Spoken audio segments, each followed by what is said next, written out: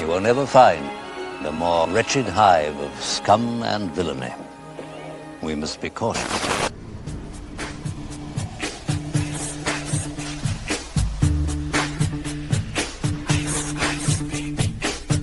Hey guys, looks like your free ride's over, huh? Have fun living on the streets. Okay, cool. Good chatting, you guys.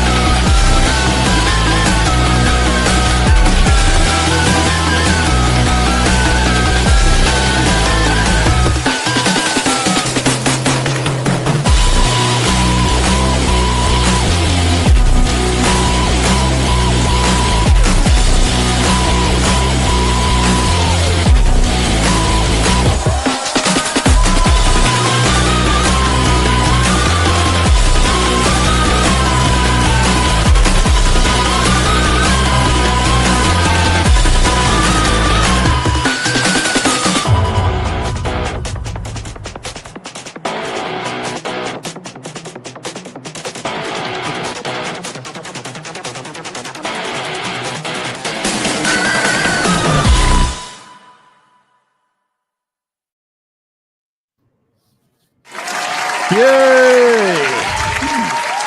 We are back.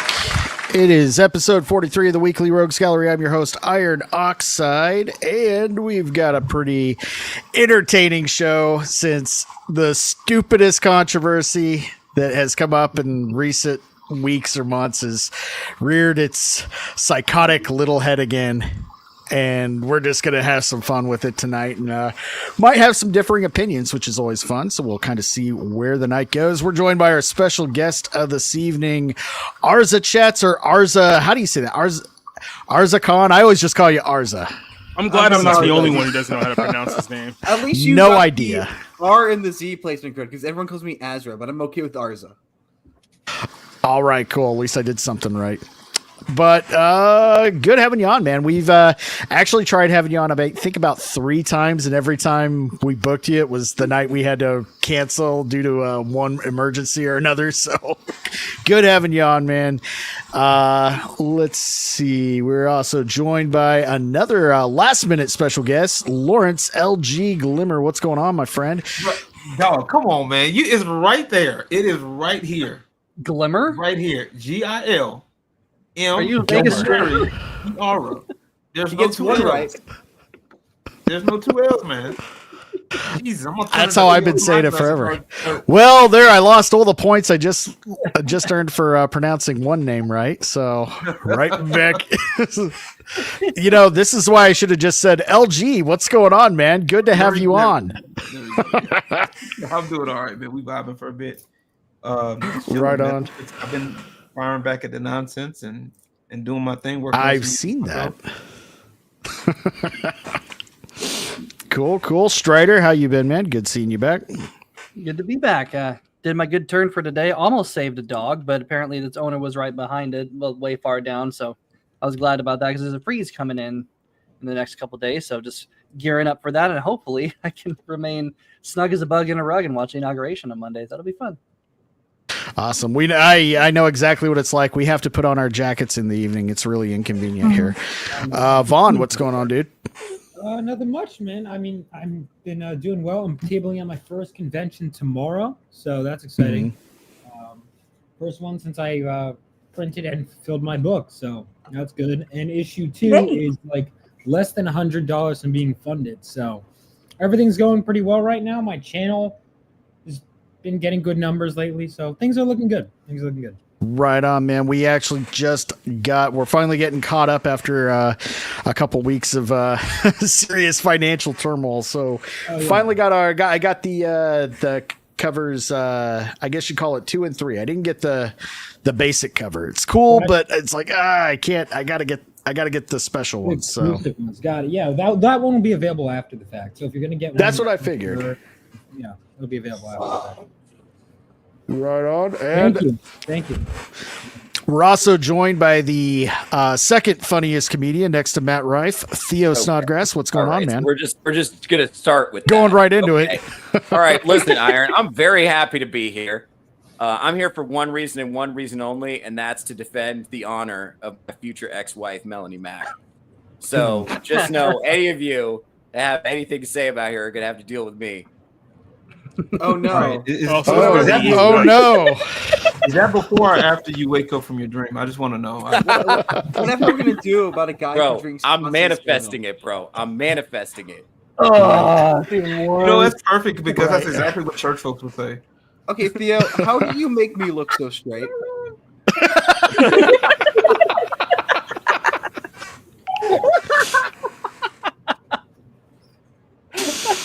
Oh man, I'm so glad we finally got you on here, Arza.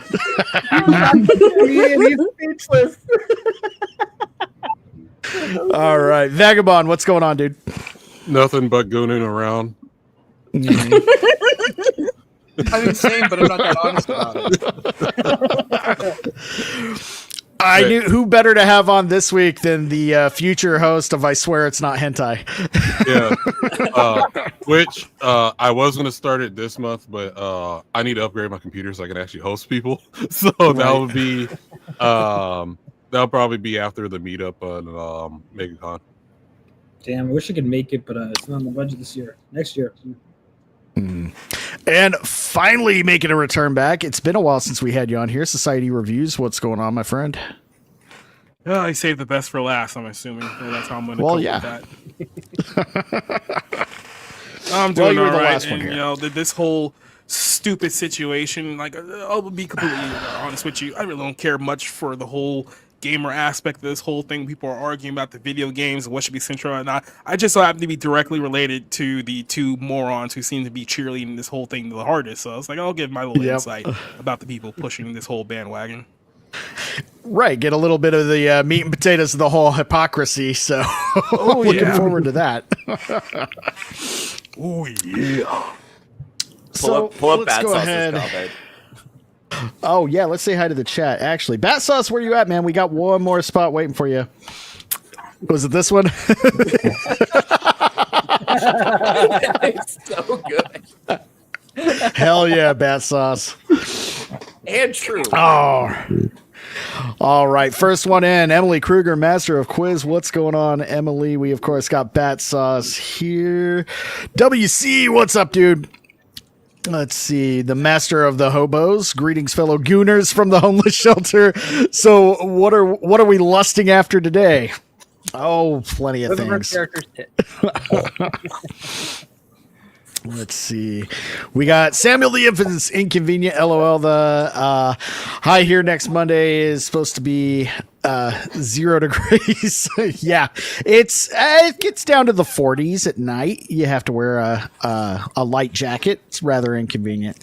So I can relate to exactly what you guys are going for. The whole city shuts down. My area is going to get snow next week, and we're never supposed to get snow. Oh, really? That's never good. Whenever snow again here in Georgia, so that'll be fun. I think are you guys both in Georgia? Yep. I'm south compared to Gotcha. And then I'm like 30 minutes north of Atlanta, so you know. Oh boy. Okay. I'm an hour and 30 minutes south of Atlanta. So, yeah. And my area normally doesn't snow. It's usually northern Georgia. So that'll be fun. Well, all joking aside, I hope you guys don't lose power or any of that crap. So it's bound to happen. The worst thing I miss having actual weather because we don't have weather here. But then I remember ice storms, like not a snowstorm, a fucking ice storm. I never want to go through that shit again. We got the lovely Sherry here. What's going on? Battsauce, and I believe that is everybody for now.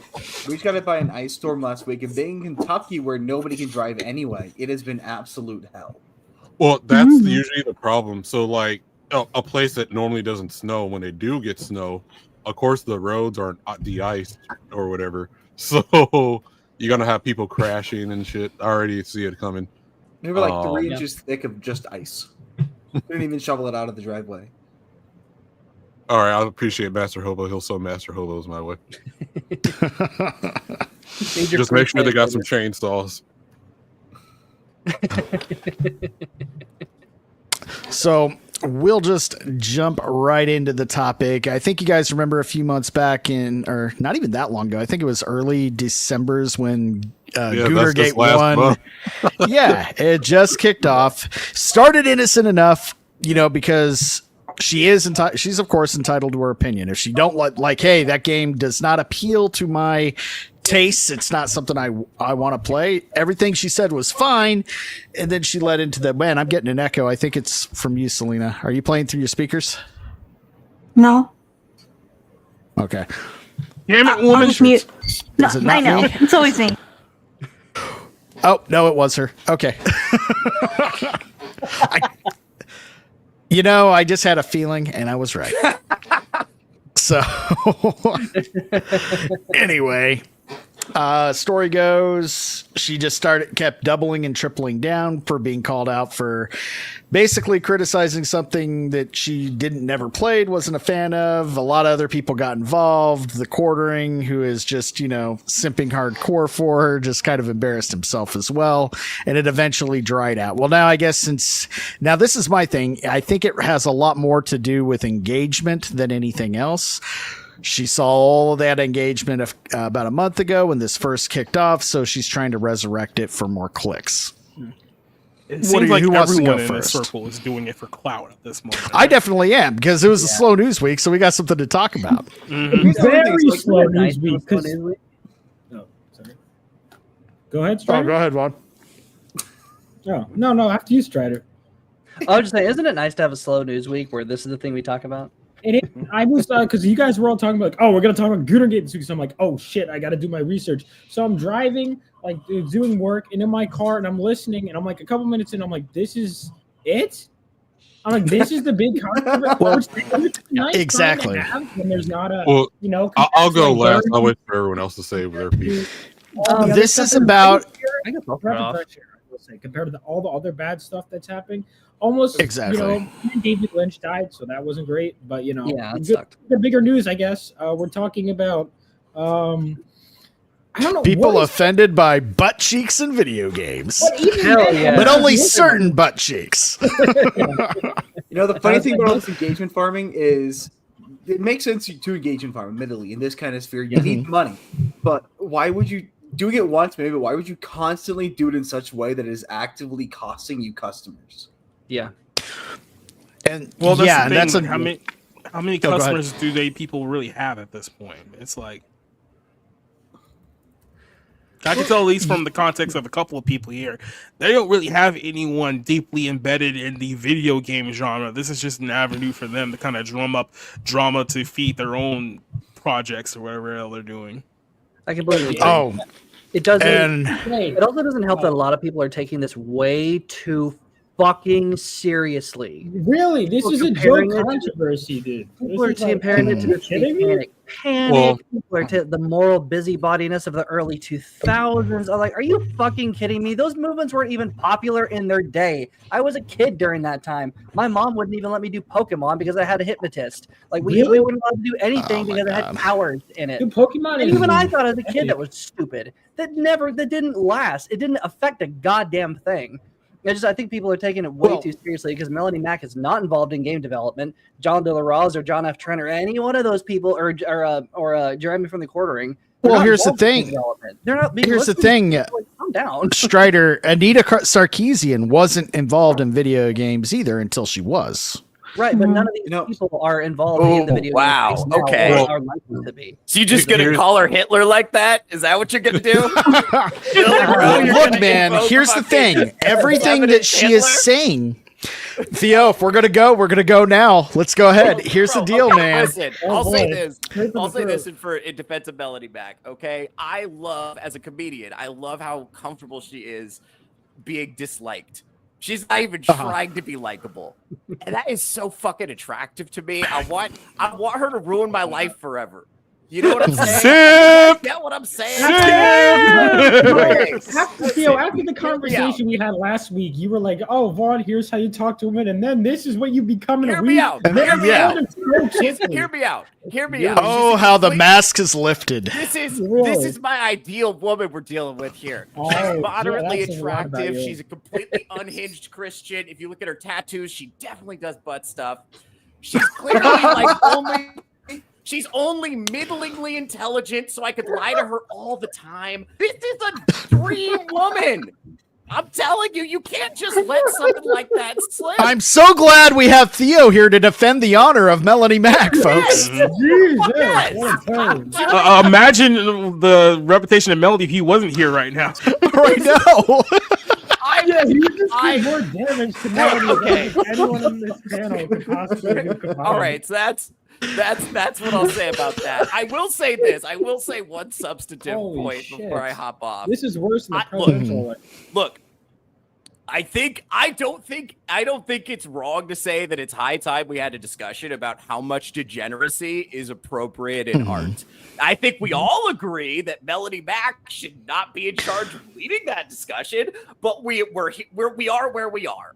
So I think there's somewhere to be found some substantive, reasonable way to talk about how much is too much, you know? And here's a good counter to that. Who gets to decide? If you're against censorship, you need to be against censorship.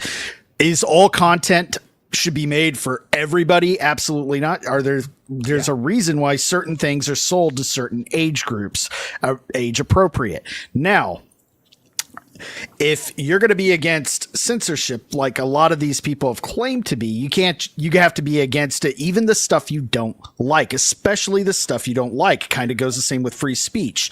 Because I don't like your censorship. I would rather have my censorship. Then fuck both of you. No. Yeah. Well, here's my central problem here. And I brought this up with a point that Razorfist made, because obviously he threw his hat into this whole situation not too long ago. Yes, he did. And I it's still like him, but... Yeah, it's this whole thing about, okay, what are we defining as degeneracy? Because when you hear people talk about, degeneracy, all they're really talking about is where you can see a girl's butt, like in a video game. That's really just what it comes down to. It's like, are the boobs jiggling too much? They're riling up certain thoughts and feelings like out of people. That's the only line we talk about when it comes to degeneracy. We all know that Razorfist is a very, very big, prominent fan of the Hitman video games, right? And the last time I checked, the Hitman video games, the sole purpose of the existence of those games is to find creative ways to murder people. Now, I would assume that if you're going to take a Christian stance on this, isn't murder just if not bad, if not even worse, than a girl showing her butt in a video game? If that's the line that we're going to draw here. So first of all, on that, because I've heard that point dropped around a lot. I have kind of a weird take on that. Do you mind if I throw something in on that? Go right ahead. Tell me what you think about this. Just sit with this for a second. That violence in video games is good for the same reason that sex in video games is bad. Hear me out. Because if you put violence in video games, you actually do see humans have to act out violently. It's part of their nature. Giving them the opportunity to do that digitally makes a lot of sense.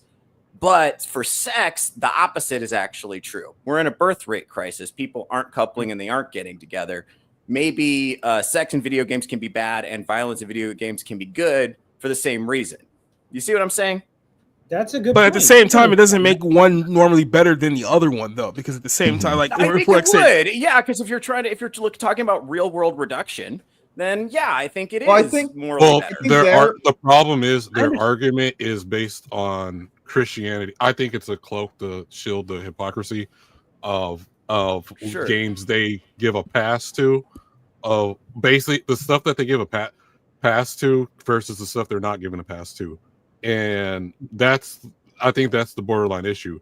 So and that's the problem, right? Because if that's the metric that you're going to go on, if we're talking like 10 commandments here, thou shalt not murder is actually listed as kind of one of the more important ones. Not thou shalt not look at a girl's butt, right? So we have to kind of define like where this line is going to be, because you can very easily be pointed out as a hypocrite on this. Yeah, fair enough. I mean, we're talking about revealing clothes as opposed to full-on sex simulators, which they do sell, marketed. As what they are, which is prawn. See, if I can give a little bit of a benefit to Theo and then immediately counter that argument. I mean, I guess one of the things you could really say is the Bible's all about self-control a lot of times, and so I guess they're arguing that if you're like murder, you're self-controlling yourself in those games. But if you're, doing it in the games, then you're losing your self-control.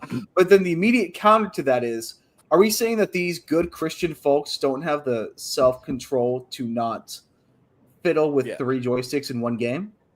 No. Well, here's the thing. Well, not only that, but what about like all the people who can? Because look, I've heard this from many people in my past too. Like the whole thing of like 3D animation girls and like drawn girls, like the ecchi type of stuff. There's a lot of guys out there who just don't get off to that like at all, because for them they know that it's not real and there's no actual sexual attraction like to them. Like they don't get off of like watching cartoons. For them, it has to be like a real woman. So the whole thing of like like I said, video games and like animated and that kind of aspect, there's a lot of guys who just don't get off to that at all. So it's not like a one glove fits all where somebody sees a cartoon girl's butt and then they're gonna start having like feelings of lust just overwhelm them and stuff like that. Some people just like look the other way. It's like, this is not for me. This doesn't do it for me at all. Yeah. Can I throw something at you guys? I agree to an extent. I think they're sorry. Go ahead. Can you hear it? I want to throw something at you guys. So for the purposes of this discussion, what if it's not about censorship? What if it's only about taste and self-control? What if we just took censorship off the table? Okay. And I agree. I think I think we can all agree fuck censorship. And I don't think please correct me if I'm wrong. I don't think she called for censorship. I know like other people have, and I think it's bullshit and fuck them. But I don't think Melanie herself. Well, here's the thing. Well, she says she hasn't, but then she kind of has, because she says we need to remove. She's also a functional retard, guys. We can have a substantive discussion about what's too much without including her opinion. Because here's the problem when it comes to like her side, right? That's such a one at a time. Sorry. No, but here's the problem when it comes to her side, right? And all of them have used this argument. They're all saying on one hand that, I'm not calling for censorship. But then on the very next hand, they say that we need to ban porn because porn is degeneracy. And then they've called video games like the one that started this whole stupid thing in the first place, porn. So by their own logic, they're calling to ban these games because they themselves are labeling it porn. But then when you call them out on it, they're like, well, I'm not talking about censorship. It's like, yeah, you are. Like, just admit that you just don't want these things to be played. Here's the reason. That tracks perfectly. That tracks perfectly. I'm certainly their arguments. One at a time.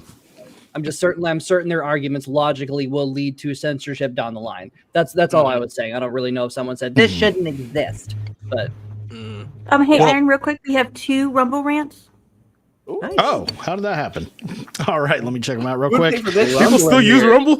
Bystander syndrome for $1. I'm on the sexy women side of Pure Gate. Melanie Mack is full of shit. She cakes her face with makeup, and all gamers have have left her. She's only backed by simps now. I 100% agree. She has her core audience are her hardcore simps that will agree. She could change her opinion 100% tomorrow, and so will they. And some of them are the more fanatical religious types, but they're more Taurus as far as her fan group goes. And we got another one from Bystander Syndrome. She also about to hit the wall. She's almost 40-year-old dead egger, and and she a bandwagoner who is left on Gamergate category because she has tits. I'd rather call this situation Griftergate, maybe. Well, yeah. If I could just say to Theo's points about the whole separating thing, the reason why this has to be a discussion on censorship and not on personal taste is if it was a discussion on personal taste, they wouldn't be mandating it for the industry. Yeah. Okay. Yeah. I see what you're saying. Let me use an example. Can I use an example? This is so No. I run an open mic, and I have no rules at my open mic. But I ask you as a gentleman not to commit a hate crime while you're here. You can. It's not against the rules, but please don't hate crime me, bro.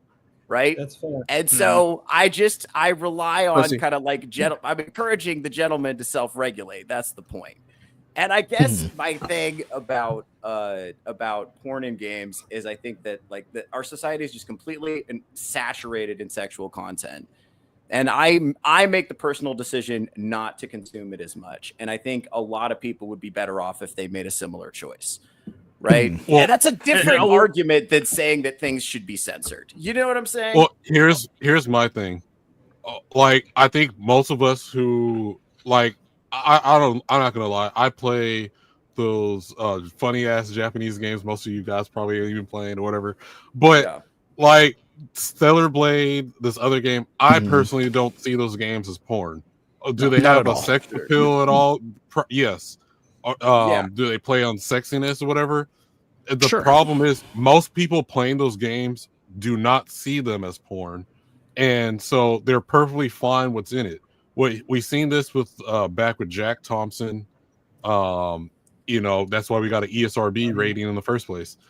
So the whole rate everything. But the problem is it's just I think the majority of the problem is the hypocrisy, because if you played Stellar Blade or seen the gameplay of Stellar Blade, it's 10 times, it's like 100 times more raunchy than First Descendant is, right?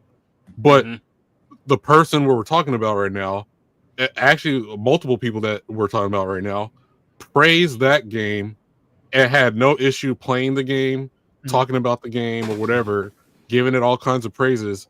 And one little scene of a game they never even, they admitted never even playing, they got the biggest problem in the world and want to go World War II on what they claim as porno games.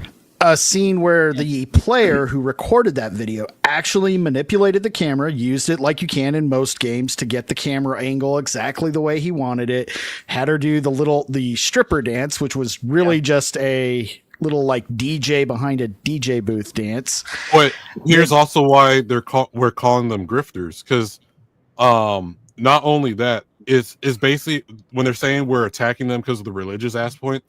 I'm sure some people are, but the majority of the people are like, look, we have examples of you praising similar type of games right here, but those weren't, obviously for some reason, were not a problem. And this new game, all of a sudden, and I know we could talk about Tomb Raider, but we don't even have to look that far back. We can just look back less than 5 months for everyone praising Stellar Blade. Yeah, including Melanie Mack, who loved the hell out of it. Loved all the costumes, which are extremely more revealing than anything in First Descent. Oh yeah, yeah. And that Stellar Blade marketed on its sex appeal. Even seeing how the character goes up and down ladders, you're staring way more than staring at her ass and how it jiggles. Yeah. So basically, but all of a sudden, best game of the year. So the problem is, it's like you're picking and choosing when it's convenient for you. For maybe First Descendant's not doing as good because of their microtransaction stuff or whatever. So it's not getting as good as sales.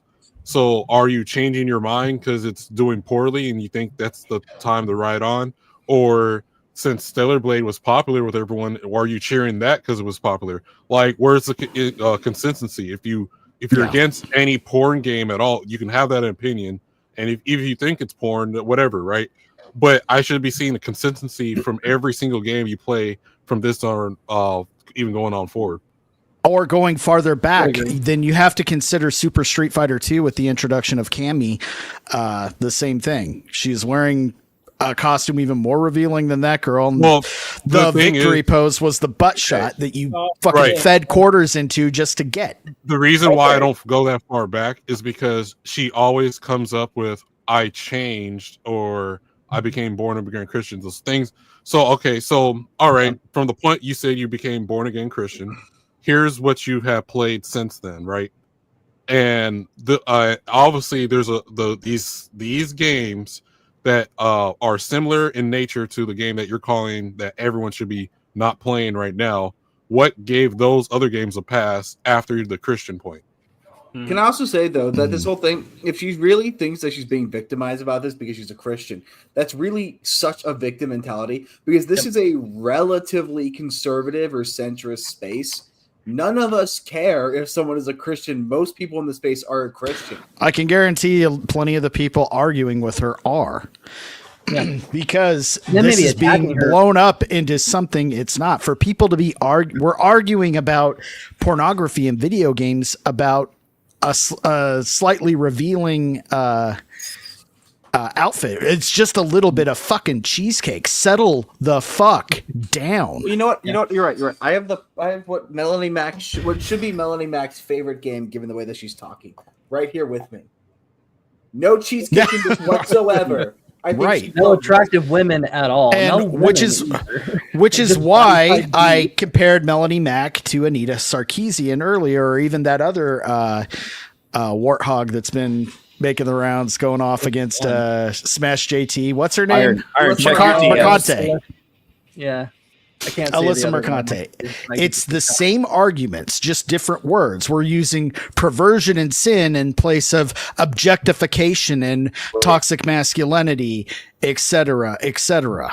Does it matter to you? Does it matter to you if they're calling for top-down censorship versus if they're just using shame to try to influence your choices? Does that matter? I mean, I think if they're using shame, you have a choice. If you're using shame, you have a choice to ignore it. And there's always going to be that element of there's always going to be that element of soft power versus hard power, giggity. So hard power is going to come from the top down. That is going to be absolutely government says you can't do this. It's Soviet style bullshit. But whereas soft power is society is pressuring you, society is telling you, hey, maybe don't do that. Or hey, maybe you should be ashamed of that. Well, for instance, I would certainly not play. I would certainly be a touch embarrassed to reveal to any potential lady friend that, hey, I played Stellar Blade. I have like over 100 hours on it, which I don't. I haven't played the game. I don't have a PS5. But something like it, I'd be like, would I play? My wife watches me play it, and she enjoys it. There's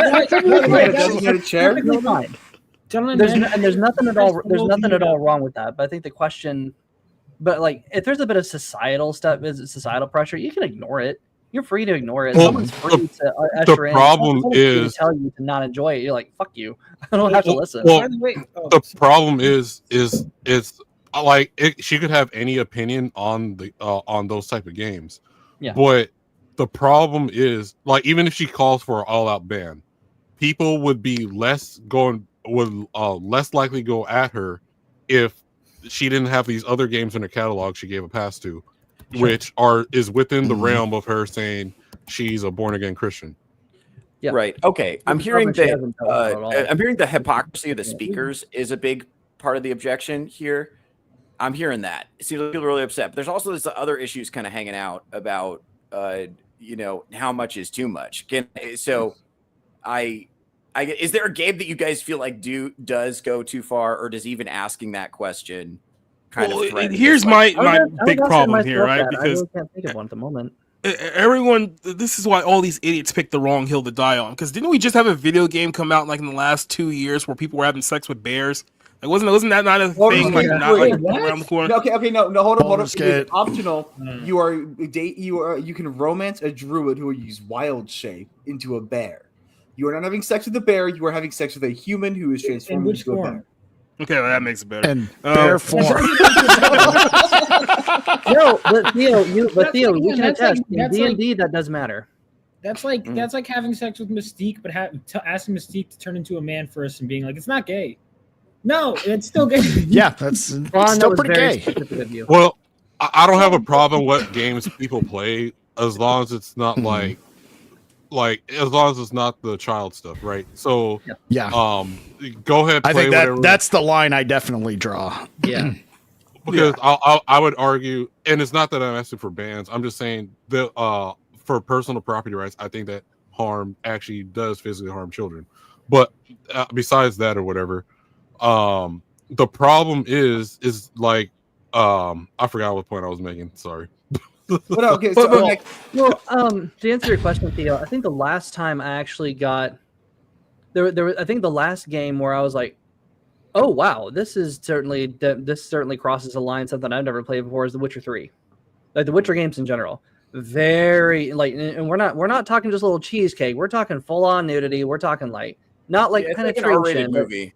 Yeah, it is an R-rated movie. And yeah, they have pretty much like R-rated sex scenes. Sure. Look, if you want to go too I still need to play through those. Oh, they're great. They're all really great, good, but they're avoidable. You can't. Make sure to do all three in the same run. Just a little Easter egg if you do all three in the same run. Just saying. Okay. Well, see, this is my question too. It's like, why is it only sex that is like the barometer of whether a game has gone too far or not? Because like, if I'm looking at it in the greater scope of this, and like I said, there's a lot of things that can be considered degenerate that this doesn't have to do part with sex as well, right? You can look at, let's say, one of the new Mortal Kombat games. I mean, we're at the point now of Mortal Kombat where people's fatalities is like literally like their entrails being like ripped out of their body and then like torn to pieces, like all the guts and like, it gets pretty violent and graphic there, right? Now, if you're asking people, it's like, where do you draw the line? A lot of people would probably draw the line with that because in their view, is basically the glorification of uber violence to the point of like, I don't know, you can call it like parody, but just absurdity. You know what I mean? And see, if I were a parent, and too bad Professor's not here to confirm this, but me and Selena have talked about it. If we had a young, like adult, like just a pre-teenage-ish kid that's not quite old enough for M-rated games, but we were going to pick one that had a little bit of stronger content, would it be violence or cheesecake? Not full-on scenes like in The Witcher, because that one would be off limits for both. But if it was overtly violent or realistically violent, like let's say a war game but still rated teen, or a teen rated game like First Descendant that just has a little cheek and jiggle factor, we would both go for the cheek and jiggle factor as opposed to the overt violence. Imagine realistic depictions. Imagine if Terrifier 3 was a video game. That's right. Seriously. Well, the thing is, they are two very different things and activate two very different parts of the brain and affect two very different aspects of development. So for me, mine would actually be kind of opposite. I would actually prefer being exposed to violence because you can tell this person that you can tell this kid that is not real. What's happening on screen is not real. Same thing with movies. But with movies, with movies, it's a little bit harder to trick your brain because you're seeing a real life actor get eviscerated, like in Jurassic Park. Like I still have T-Rex dreams. Thanks, Dad, for showing me Jurassic Park: The Lost World when I was 5. Anyway, I'm not bitter about that. But like I still have T-Rex dreams sometimes, and I was a little bit too young to be seeing people get ripped apart by Velociraptors and T-Rexes. Because I could see on screen. But see, we're not talking about overt actions. We're talking about like maybe just some revealing clothes. Like Tomb Raider would actually be a good example of that. I'll give my example. Hold on, guys. Let's hear what Vaughn has to say because he's been trying to. So real quick, we're talking about like Cheesecake revealing. Well, what qualifies as that? Okay, so Wonder Woman is she is a child-friendly character. Is that if a woman has just big tits and even if they're not shown cleavage, is that cheesecake? Like what that's the problem is. Okay, again, who decides what's too much? First Marvel superhero who wore basically a Speedo. Is that? But then if all right, so Conan the Barbarian, no one is going to argue to censor that. But then Red Sonja, where it's basically the same thing. It's just, if anything, more clothing, that's a problem. This is where and that's been where we draw the line. But I can. The thing is, what I would say classifies as like where it becomes too much is if she's bending over, like spreading her ass cheeks. Yes, that would be Gooner stuff. But if she just is has a nice ass and is standing there, that is fine. But I can explain exactly why there's the difference between the violence and the cheesecake and why these puritanical leftists and right wingers care so much about the conserva woke cheesecake. Yeah, the conserva exactly. Woke. The reason for that is simply because of the fact that they can shame you. They don't want to improve society. They don't think this improves society. They simply don't like you being happy with it. And they're doing it specifically out of shame. And you can't shame somebody for liking the gore. To that point, like, and again, this is just a character like, so Rouge the Bat from the Sonic games, and she was censored by like Christians in the early 2000s, right? Now we have the woke people coming over and doing that. Wow, what a bunch of homosexuals. You all are getting too much, and you need Jesus. You're all just terrible. Melanie have a stroke. What happened, dude? This is my normal. Yeah, I can't tell if it's Melanie Mac or RFK Jr. Here's the thing. I'll say that. You know why I like Melanie Mac? Because she looks like she has bad breath. You know what I'm saying? Like, she's got. You're the one that was talking about background sex like, before. I don't think Theo actually likes Melanie. I know. I thought we were going to argue, but now I feel sorry for her. You know what I'm saying? Like, she's my type, is what I'm saying. I know what that girl is. You look like your breast stinky, and you like it in the stinky. You don't know me, you flaming homosexual. You look like you need to take a shower before sex. But don't. I'm into that. I can't be here. You guys are gaying up the space. Bye. Yeah. This panel has. All right. Well, bye, Melanie. But, Bizarro Melanie, ladies and gentlemen. Right? She may have had the flu. I do want to counter Strider, because I guess I'm kind of the opposite growing up, where I grew up like watching Jurassic Park was like my favorite movie when I was like 4 or 5. And then like my dad would allow me to play Duke Nukem. You know, so I played all the Duke Nukem games or whatever. I seen all the sex scenes in there where you know, like you know, you got the women, you tossing money up there and stuff, and then saying all them sayings from Duke Nukem or whatever.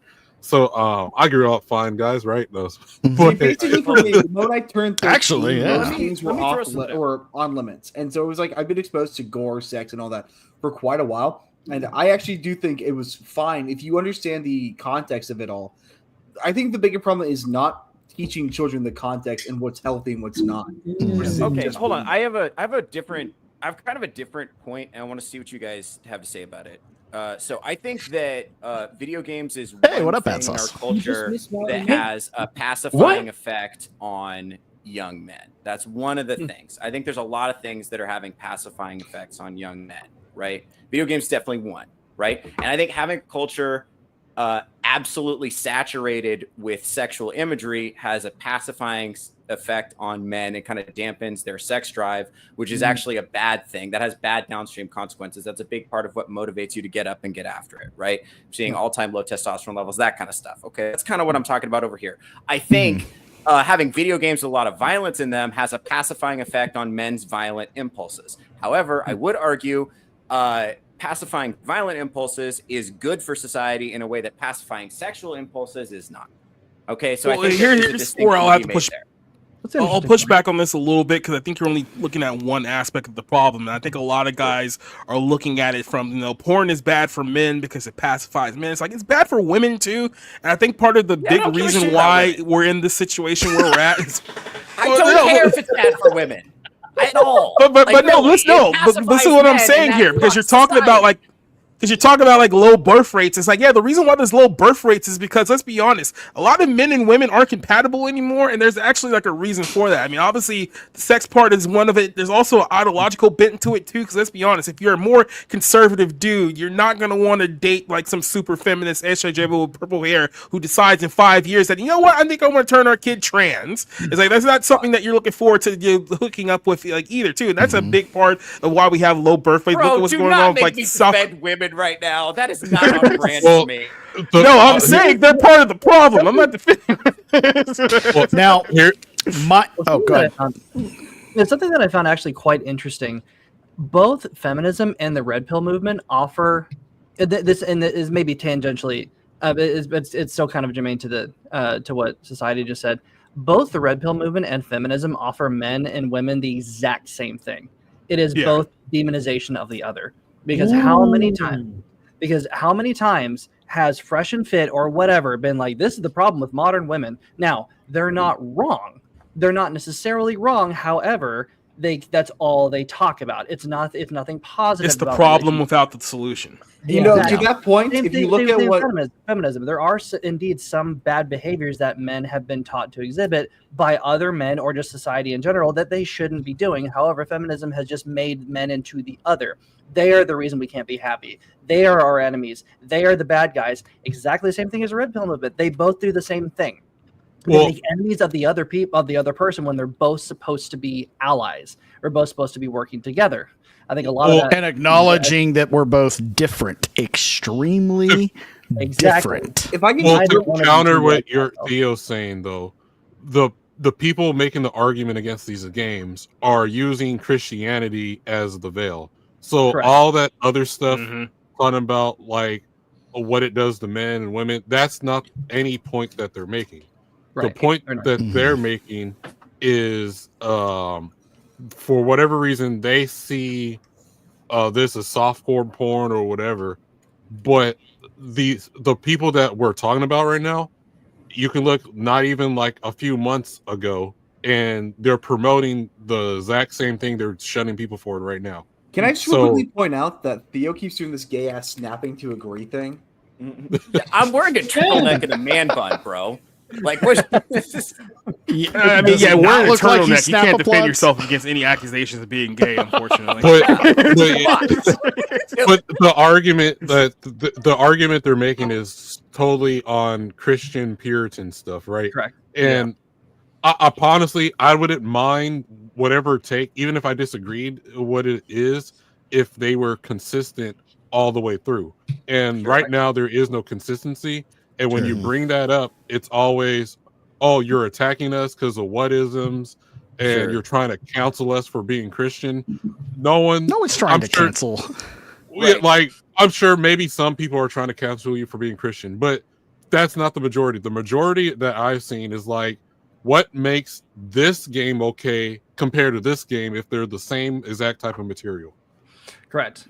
I also want to. The thing about this, we need to understand, it is not completely beyond the realm of possibility that, like, devout Christians or Catholics or whatever, or devoutly religious people have devoutly religious views on sexuality, and maybe they haven't developed it completely. Which is why I think it's kind of funny whenever.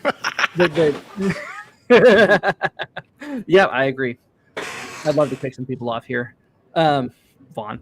But what we need to understand is that it's not surprising that ultra traditional Christian people, religious people, have traditionally religious ideas, which is why it was fascinating, which is hilarious to me watching Harrison Butker up there talk about the virtues of a traditional womanhood and like a woman being a wife and a good wife and a mother, and everybody was like, oh no, how dare he? I mean, the devout Catholic is spouting devout Catholic views. God forbid that happen. Like, come on.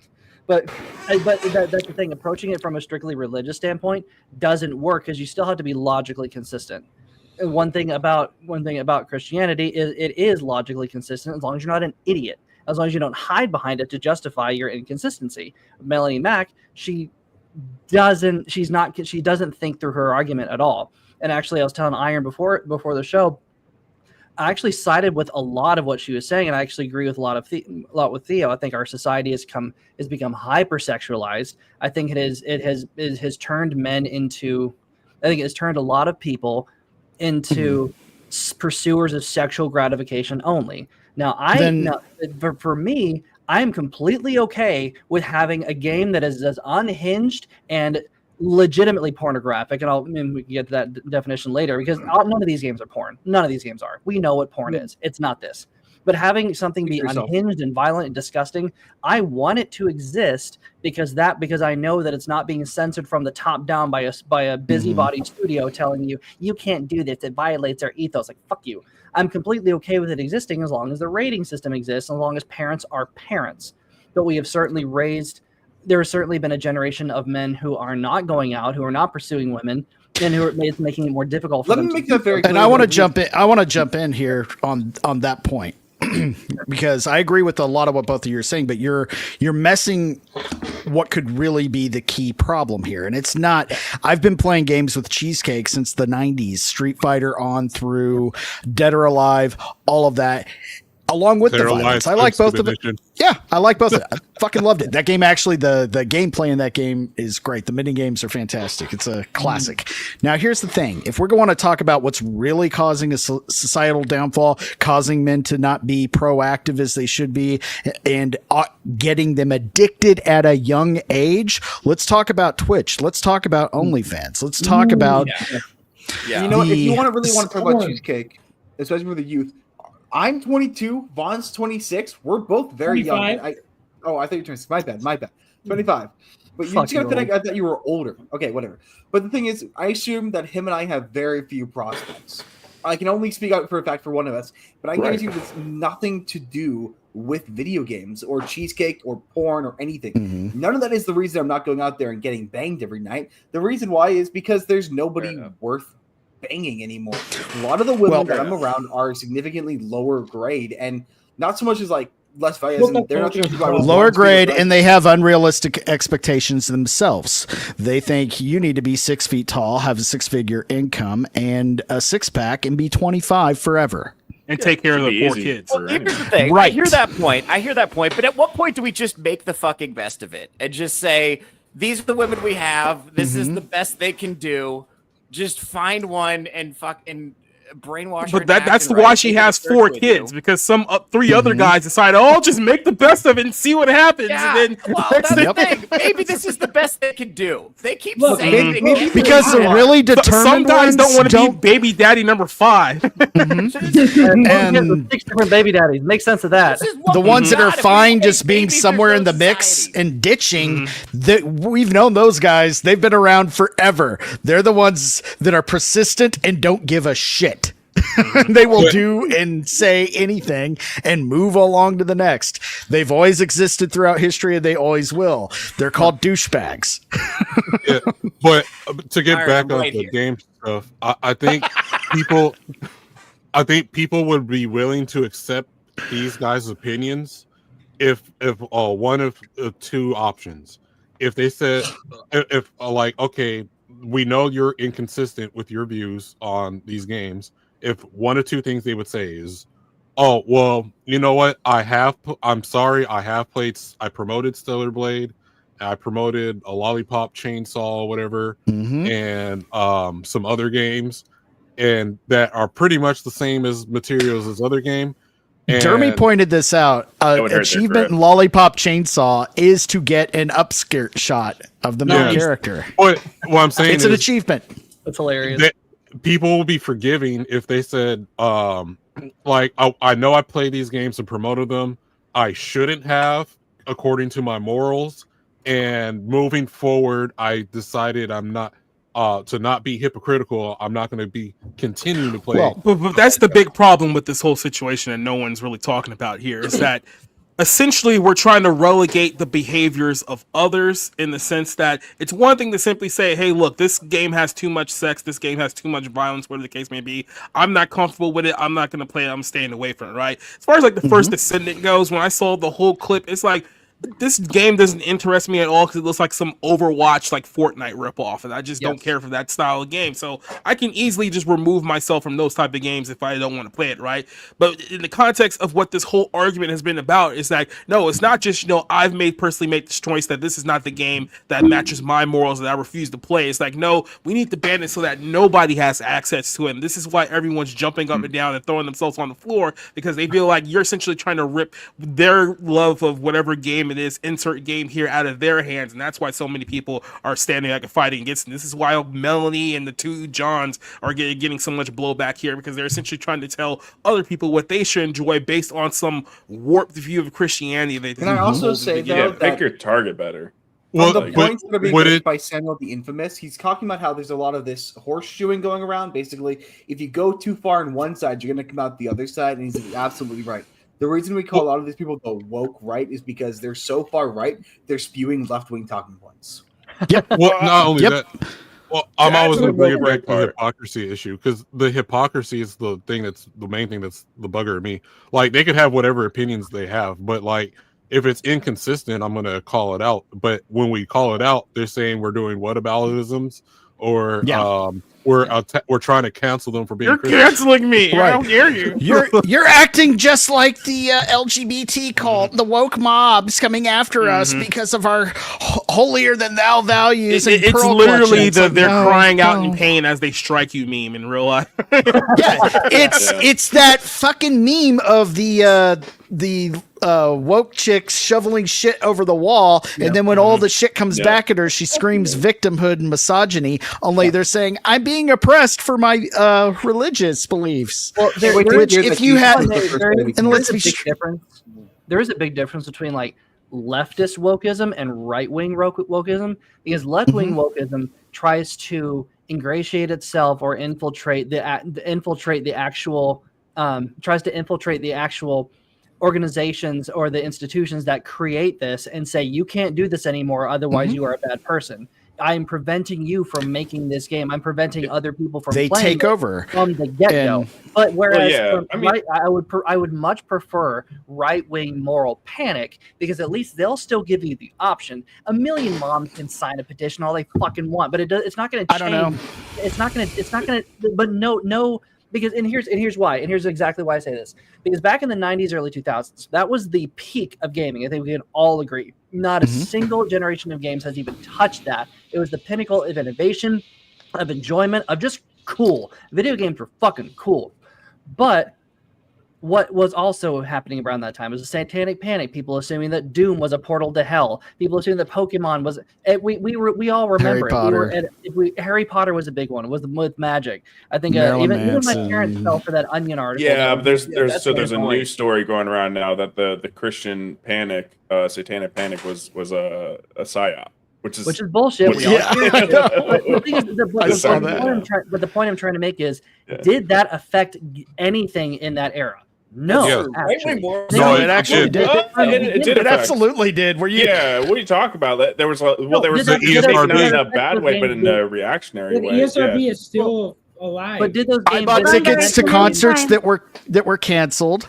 Yeah. I went to comic book shops where certain things I went there to purchase were pulled off the shelves, and I was unable to purchase it.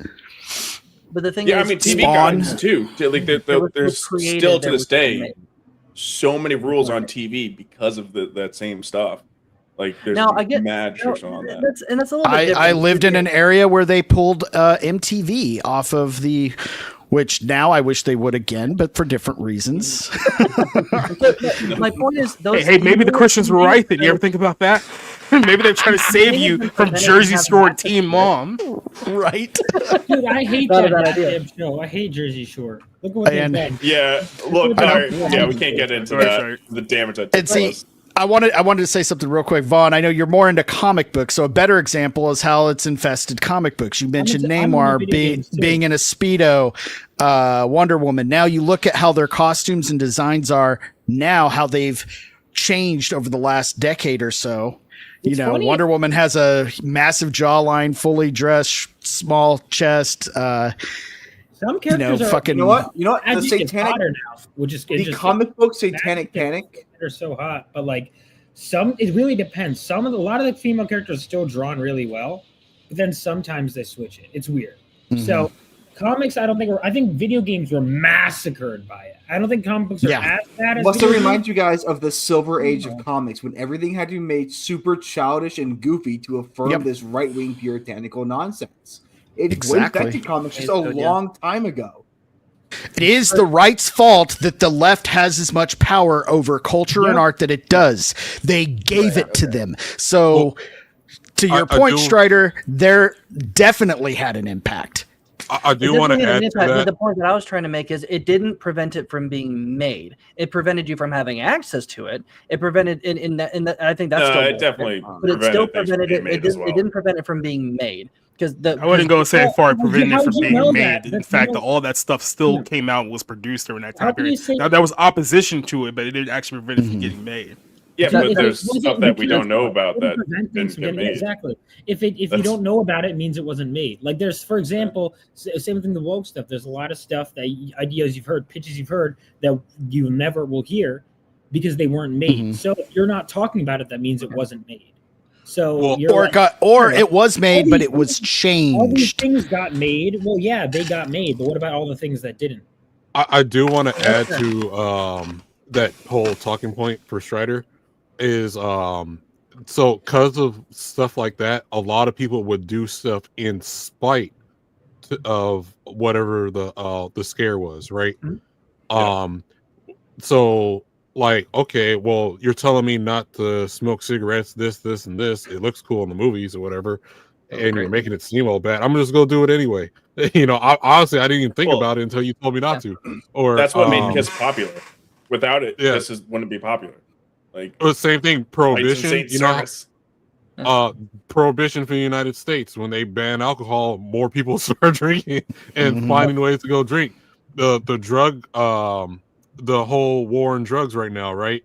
The reason why you have a black market is because you're forcing people not to, so people go out of their way to like spite you and do it anyway. I'm about to, I honestly, just this whole Gooner Gate thing right now. I'm about to do something out of spite and sending stray bullets at Lewis Balkins from T-Rex Arms. so he has nothing to do with this. But I was like, I'm gonna hit two birds with one stone. I'm making a Gooner gun. I'll just leave it at that. Yeah, every time this gets brought up, it's like it makes it. Damn, I want to play Stellar Blade and The Killing Antidote, one of the best RE clones that's ever been made. It's a fantastic game. Highly recommend it. But even now, you're going to see a lot of people playing Gooner games now to do stuff out of spite. Whereas, like, you don't like me doing this? Well, I'm going to make sure it's in your face now. And so live stream it. Yeah, so we saw that with Carolyn or her post earlier today, right? She was like, here's my response to Gooner Gate. She starts taking off all the clothes of one of the characters in the game or whatever. And then increase the tit size to the max. That woman's adorable. Yeah, but if you force, like, the problem, if you're going to go the Christian route, you got to lead by example. Don't just shun people only and think that's going to convince people to join your side. Like, okay, like if your lifestyle's better on its own, let that speak for itself. Like, I'm not saying you don't talk about anything, but the more you shun people and call them names or whatever, which she did happen to do, she called people demonic and shit for playing these games. Now you got more people who are envious and are going to do things out of spite because of that. And if I can just say, how is it possible that the right finally gets some semblance of a win and they fumble the bag so they just overplayed their hand? That's a big part of it. How do your gun guys always shoot themselves in the foot? Well, here's what it is, and this is why, because it's not just the Melanie Mac situation. Obviously, this has been astroturfed a lot by John Trent and John Delarose, who are two extremely delusional individuals, if you guys have interacted with them before. Because here's their whole kick. They think that because Trump is back in office, that now they have the momentum, that all of a sudden they're going to take political power and impose their will on everyone else, right? And here big like difference here between Melanie Mack and the two Johns is that obviously the two Johns are uber Catholics, while Melanie Mack is not openly a Catholic, but she's still kind of in that self-righteous group here. So there's a lot of self-righteous nonsense coming from two very extreme hypocrites in this whole situation. This is why Delarose has been the forefront of this entire situation, and he's sitting over here basically judging everyone by his version of morality, wherever the hell that is, not understanding that this guy has more skeletons in his closet than everyone else. Like, he's sitting here arguing about people being degenerates for playing games, and he wants to be a freedom fighter against the LGBTQ whole situation. But then he gets mad when people point out that, hey, by the way, people have been posting, this race training order that your wife put out against you several years ago, right before she, left you, and whatever the case may be. And then it also got recently exposed that apparently he had a child with another woman, which is kind of a big no-no, especially talking about in the Christian faith as well. So he's showing himself to be a massive hypocrite in other aspects of his personal life, while pretending like somehow he's like the standard bearer or the light bearer of Christian, culture warriors, whatever the case he's calling out there. And that's another reason why people don't like him and don't trust him too. Well, not only that, isn't one of his books like a Gooner book anyway? What's a Gooner? Like I said, he has no convictions. He will do and say whatever he can. Like with John Delarose, his whole shtick is essentially rage bait. He rage bait. He causes conflict, so that way he can market off the conflict and promote all his stuff. That's essentially what he does. Like, he's let's been not doing forget this. those who scream the loudest always have the most to hide. He goes right back to Neil Gaiman, who just got caught. He said believe all women. It comes out 3 years later that he's been harassing a lot of women. There is a cover to this comic. They took the cover down that had which I thought was fantastic art. It looked a little bit like Bruce Timm.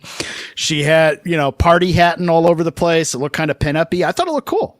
I thought it looked good, but I was also kind of like, this is pretty lewd. I don't know if it's going to mean that the comic's good, but I was like, I don't know. I was just going to buy it for the cover.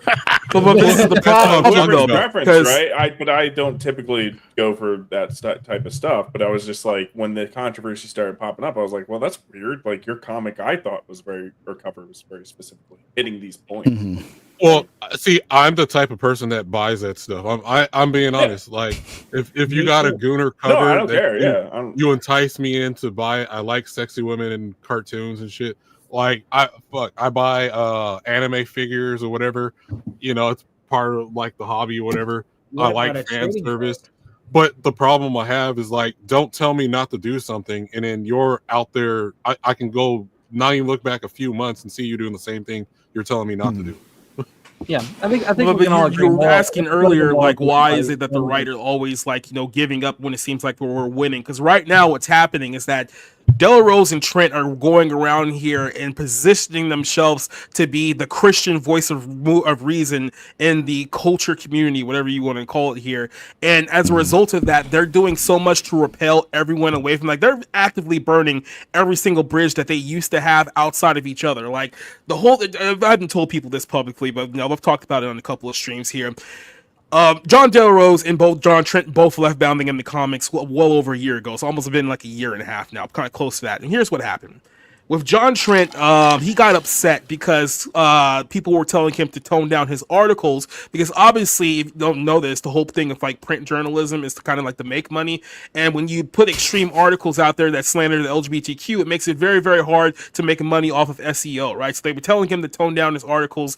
He found that to be a view of censorship and had a big meltdown about it, and then abruptly left the company, went to that Park place, stayed there for a year, and essentially left that place after a year over the exact same situation he left Bounding in the comics for.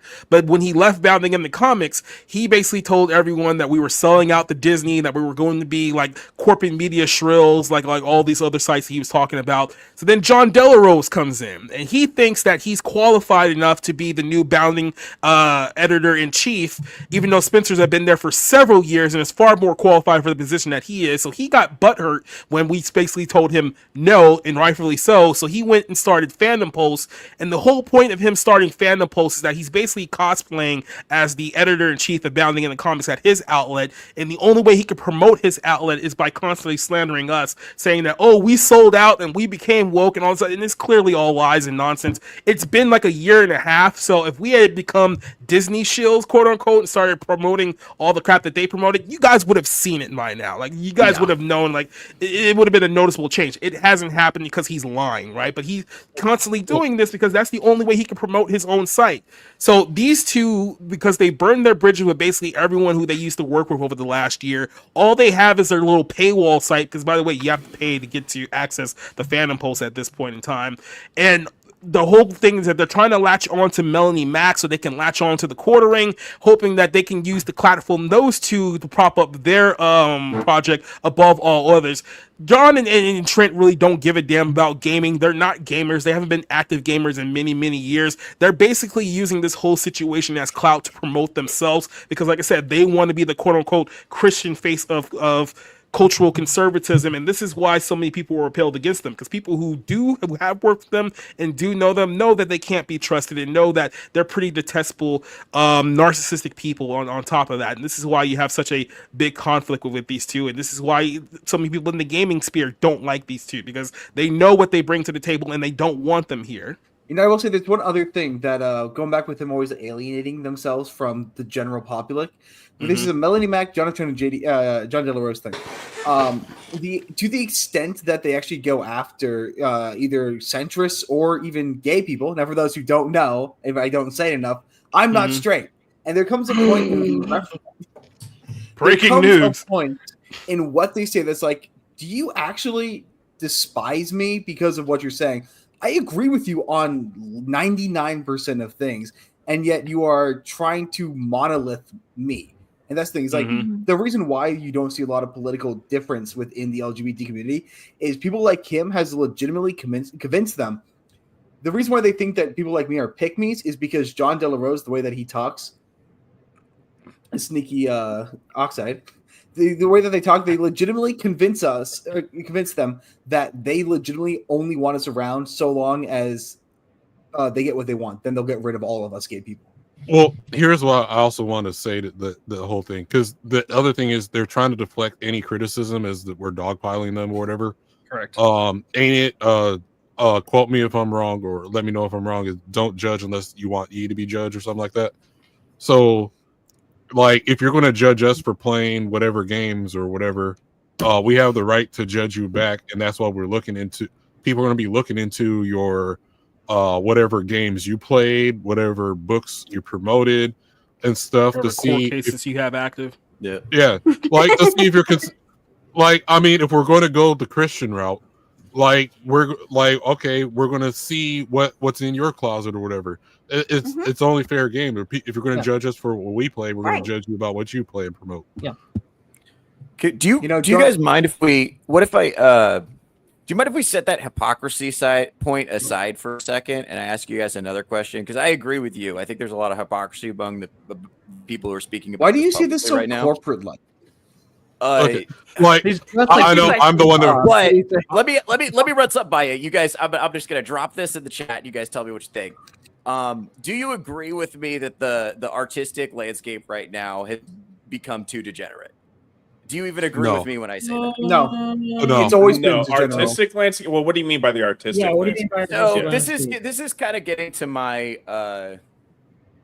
In some areas, yes. This is okay. In some areas, yes. That I'm. More I say no completely. Do you? Okay, so we got some no's. What about some yeses. So this is kind of what I'm kind of teasing out here. Is I have this music, point, the music industry. I have this larger point of being concerned about the pacification of men in particular, but also just the retardation of culture in general bothers me, right? And so I think you see what I'm saying. So that's what I'm kind of. Well, no, but my question, just real quick, my question would just be like, what medium are we talking about here? Because obviously, and I've been very open about this. I'm not kind of like in the acting gaming sphere. Like I have a PS3, and I've admitted this openly that I haven't gone into the whole video game realm in the last 10 years because simply I just think the video games stink, right? But as someone who follows more in line of like entertainment, like movies, music, stuff like that, I do think that there's been a hard shift towards degeneracy in that landscape. So I can speak more about movies movies, Hollywood, stuff like that. If you're talking specifically like video games in that sphere, I can't really say one way or another strongly enough because I just haven't seen it enough myself. There's going to be different answers on different. I would say I think here's how I'd rank absolutely is there. I would say music is the worst one. Music, WAP was the highest selling right? Yeah. But then if we're talking the ones that have been neutered the most, video games by far, Hollywood movies and TV shows. I'd say the biggest budget stuff like video games and movies are the worst ones. I'd actually say comics, well, there's some bad examples, is okay. Then you got to also kind of discuss what type, because I think I get what Society of Views is talking about. You think Euphoria, which is coming out recently, that's very degenerate. I never watched it. Yeah. Well, I say no to everything personally. I think it's for what you guys are talking about. It's more what's promoted more now than others. Mm-hmm. I think it's always been there, and depending on what medium are and what society, like the mainstream stuff wants, it's what's getting promoted more or not.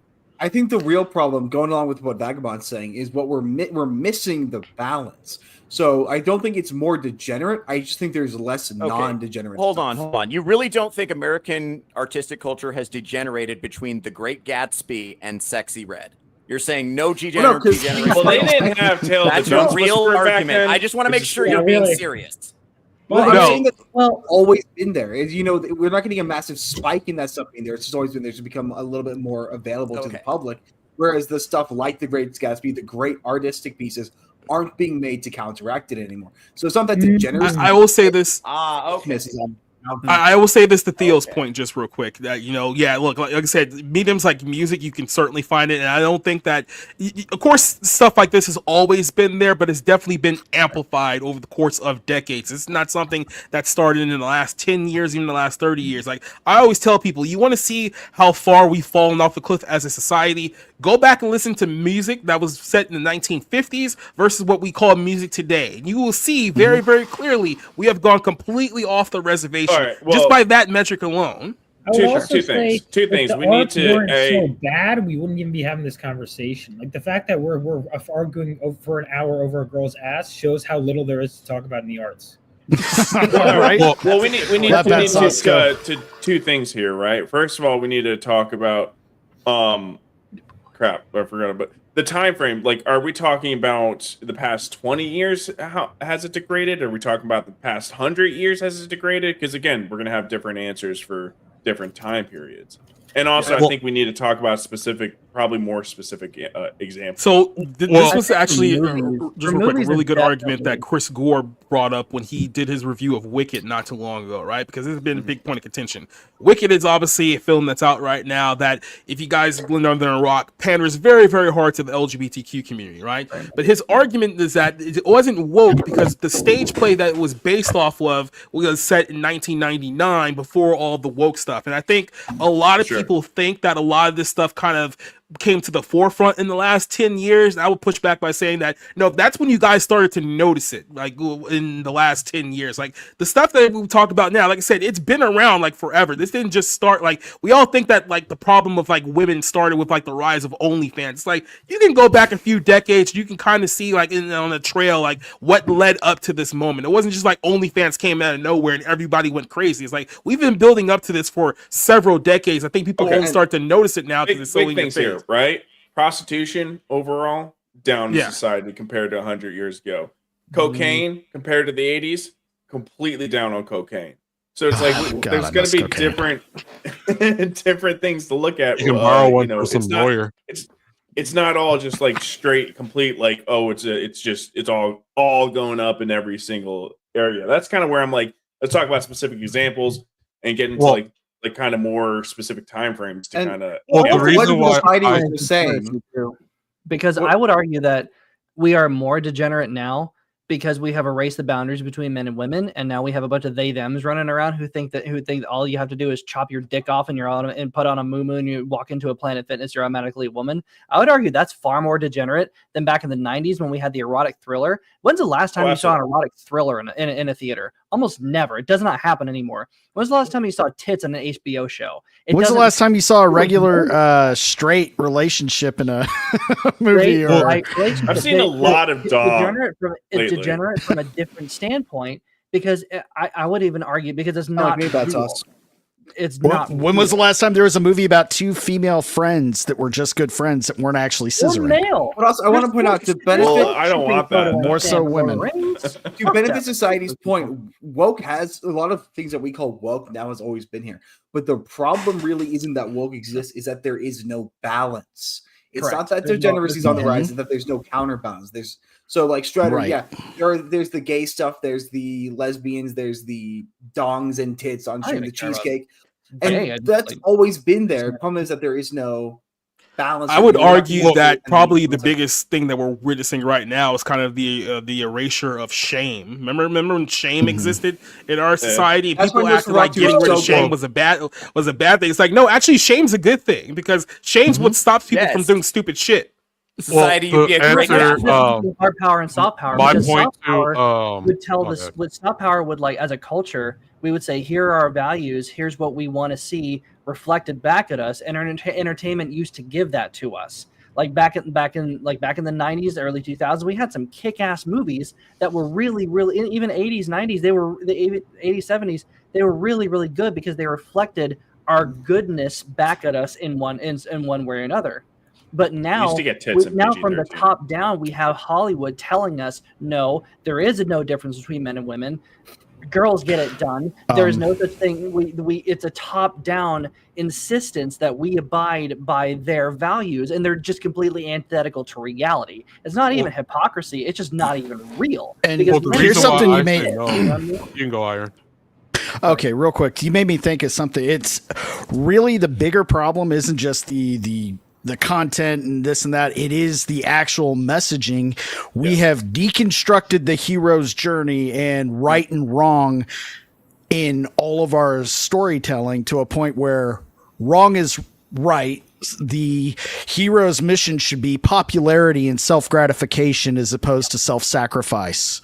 Mm-hmm.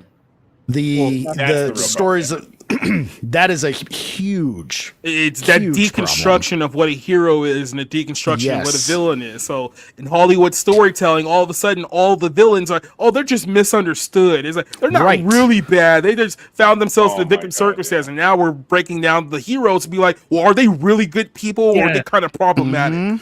Ancient hero for that bullshit was Wicked.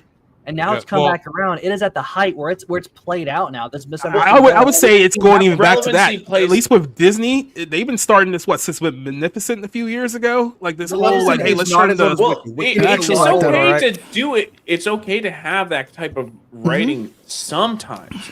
But and it's like that's why it's when Wicked did it. They were the only ones doing it. They weren't like trying to like do this messaging of like, no, every villain has something in their past that made them this way.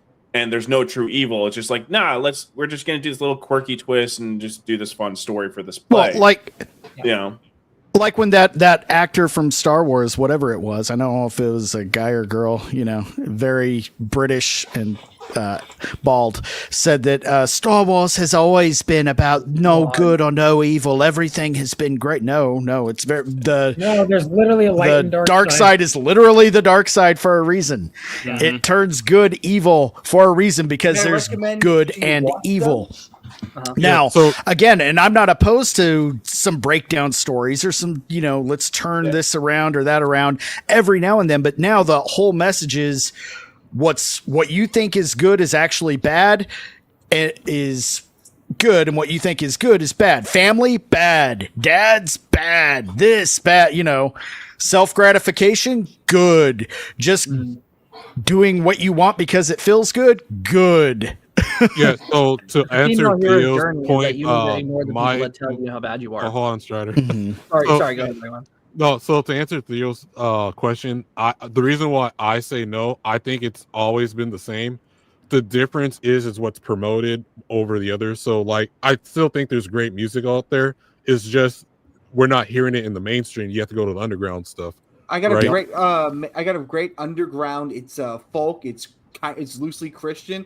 Poor Man's Poison. It's the opposition of degeneracy. There you go. Yeah, but yeah, I think when it comes to movies, there's if you're not just looking what's the mainstream stuff that's out there, there is good music, good TV, movies, people making good content and stuff. Good comics. Novels. It's just Bats. Yeah, novels, books, stand-up comedy, even. Yeah, I know. Matt Rife is just a click away, folks. Oh, yeah, fuck you. There's some good writers. Some Theo Snodgrass. But that's why I say no. I think it's just the degenerate stuff is the one that's being promoted. Like in music, like you got WAP and stuff.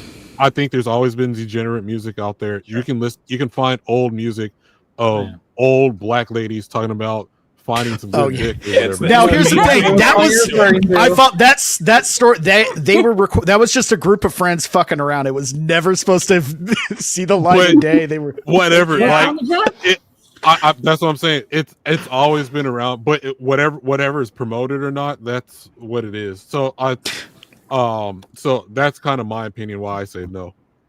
And this has been a problem with the corporate involvement in what's popular for since the beginning of corporations in general, controlling what is popular and what's not, and having everything from them deciding it for their own profits and everything, and to political interference. I completely agree. But what's also there's also a lot of reason to hope, though, because especially if 2024 has taught us anything, is that Hollywood influence is non-existent. They do not influence culture. They do not influence politics. Not like they used to. Not anymore. Well, they do, just not we told them to go fuck themselves because they overplayed their hand far too much. And especially with music, with video games, anybody who knows Unreal Engine, anyone can get access to Unreal Engine and make a game. I mean, it's going to be a little bit more difficult because they don't have the capital. They may not have the talent or the money to back it up, but they can still make a game. Anybody can program a game. Now, we don't have culture as centralized as it used to be. There are certain pockets of it, like Hollywood's still making the movies, but we have people like Angel Studios who are doing so outside of the Hollywood system. They're still distributing in theaters.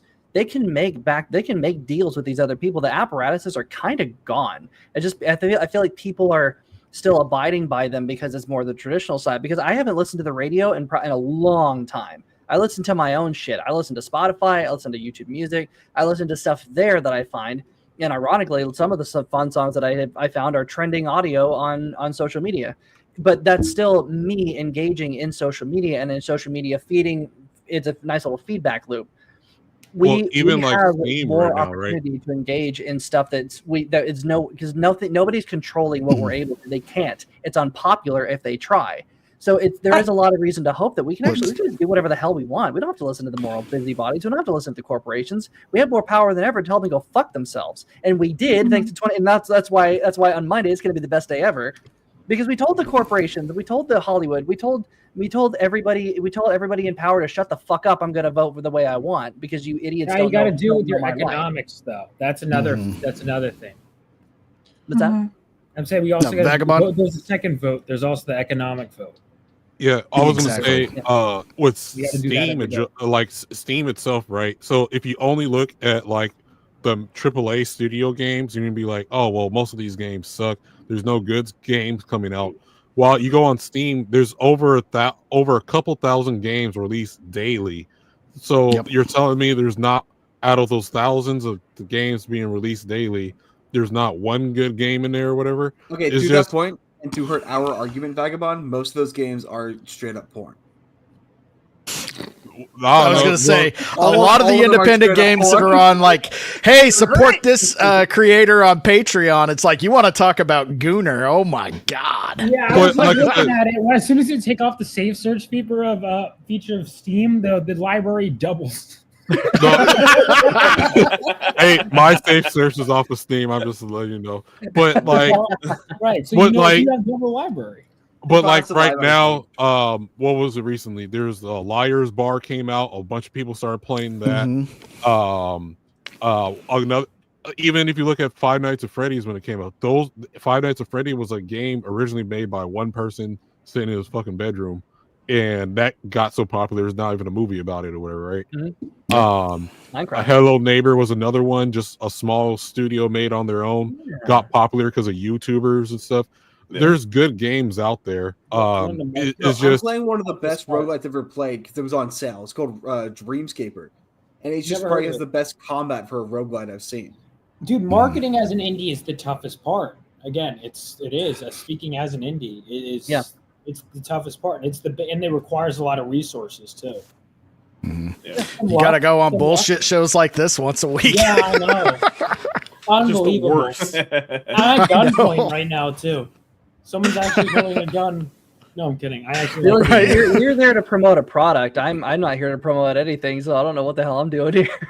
No, I'm kidding. I actually enjoy I'm just here because I'm lonely and it's Friday. I'm here to promote. That was my whole reason for starting the show. I will say this is the most fun I've ever had. So. Yeah, we did. So all this is over a girl's ass, right? We're just making sure. Mm-hmm. Not even a real girl's ass, a pixelated ass that was modified. Correct. Which was glorified DLC content to begin with. It's like it would be like us complaining about like the Lady D, like what was it those costume swaps that those guys make on the internet, being like, oh, this is degenerate. They shouldn't make this. So it's like some dude made it. Well, that's another thing. She mentioned Leon Kennedy and a jockstrap. It's like, those are mods. People that download mods know, and people that make mods know exactly what they're doing. And you're not going to shame them, I swear to God. No, they're going to do it. There's no shame in those people. When they put the fucky mod in Skyrim, they knew exactly what they were doing, and they feel good about it. I want to point out that the game that Melanie Mac most recently attacked for being a Gooner game is Marvel Rivals. Oh, come on. Really? She didn't even attack it. She praised it, but it is just as goonery as First Ascent. That was Jeremy's whole point. She didn't even check it out. Because she didn't play it, just like she didn't play First Descent. She doesn't know what the fuck she's talking about. She is a fake fucking gamer chick. She may not have started out that way, but she sure as fuck is now. No, he's like Uber leftist before. And I am into that, just to be clear. Genuine psychopath Christian chick, and I love it. I assume he has also the malice one, right? The stinky breath. Controversy gets more views right away. If you're talking about a video game, that's something. Like, I'm getting views. Like, I did like 8 Sonic the Hedgehog videos. You know which one is currently? Well, actually, a lot of them are doing well. But like, when I make an opinion on like, oh, I hope they don't make Amy Rose a girl boss, that gets a lot of engagement. Versus, I'm excited for the movie. Which, to be fair, those videos have views. That's not always true. The controversial videos do not always. There's so many videos out there that are in millions and millions of views that are some of the more popular videos of people's channels that are just overly positive. No, again, I know. Like a good example is that did more than that one, but I'm just saying that one did get a lot of engagement. There were more positive ones that didn't have that actually got more views. But it is the fastest way to get it. Now, a good example to what Battsauce was saying is like people always call out like, all Nerdrotic does is complain. He doesn't like anything. There are plenty of videos where he's praising the shit out of something, sometimes unexpectedly, and those videos do probably better than any of his other content. And a lot of people just get burnt out on negativity in general after a while. So it can go good for a while, but if that's your whole shtick, people lose. You know, you spend so much time in the mud before getting miserable. That's something I'm trying to drive at here. It's like we don't have to limit this discussion to just what the morons are talking about. Like we can actually have a real discussion about what we want to do with the artistic landscape right now. Like okay, let me ask you guys something. Do you think there's too much gooning? Because I do feel like gooning is at an all-time high. Yes, absolutely. I believe it. Okay, I think there's not enough. I'm a vagabond. Bring it on. I've said it before and I'll say it again. It's really hard to goon while playing games because you can't do this and play a fucking game. Yeah. Here's the thing: the people there's a misunderstanding about how the content's being enjoyed. It's not being enjoyed like how Arza was saying. Right. It's like some people just like a little excessive cheesecake. It's just part of the fun and escapism. I think. Okay, I'm gonna try to steelman her Melanie Mac's point a little bit, if I can, which is just God, I can't believe I'm doing this today. You could try to steelman it. That voice will break anything.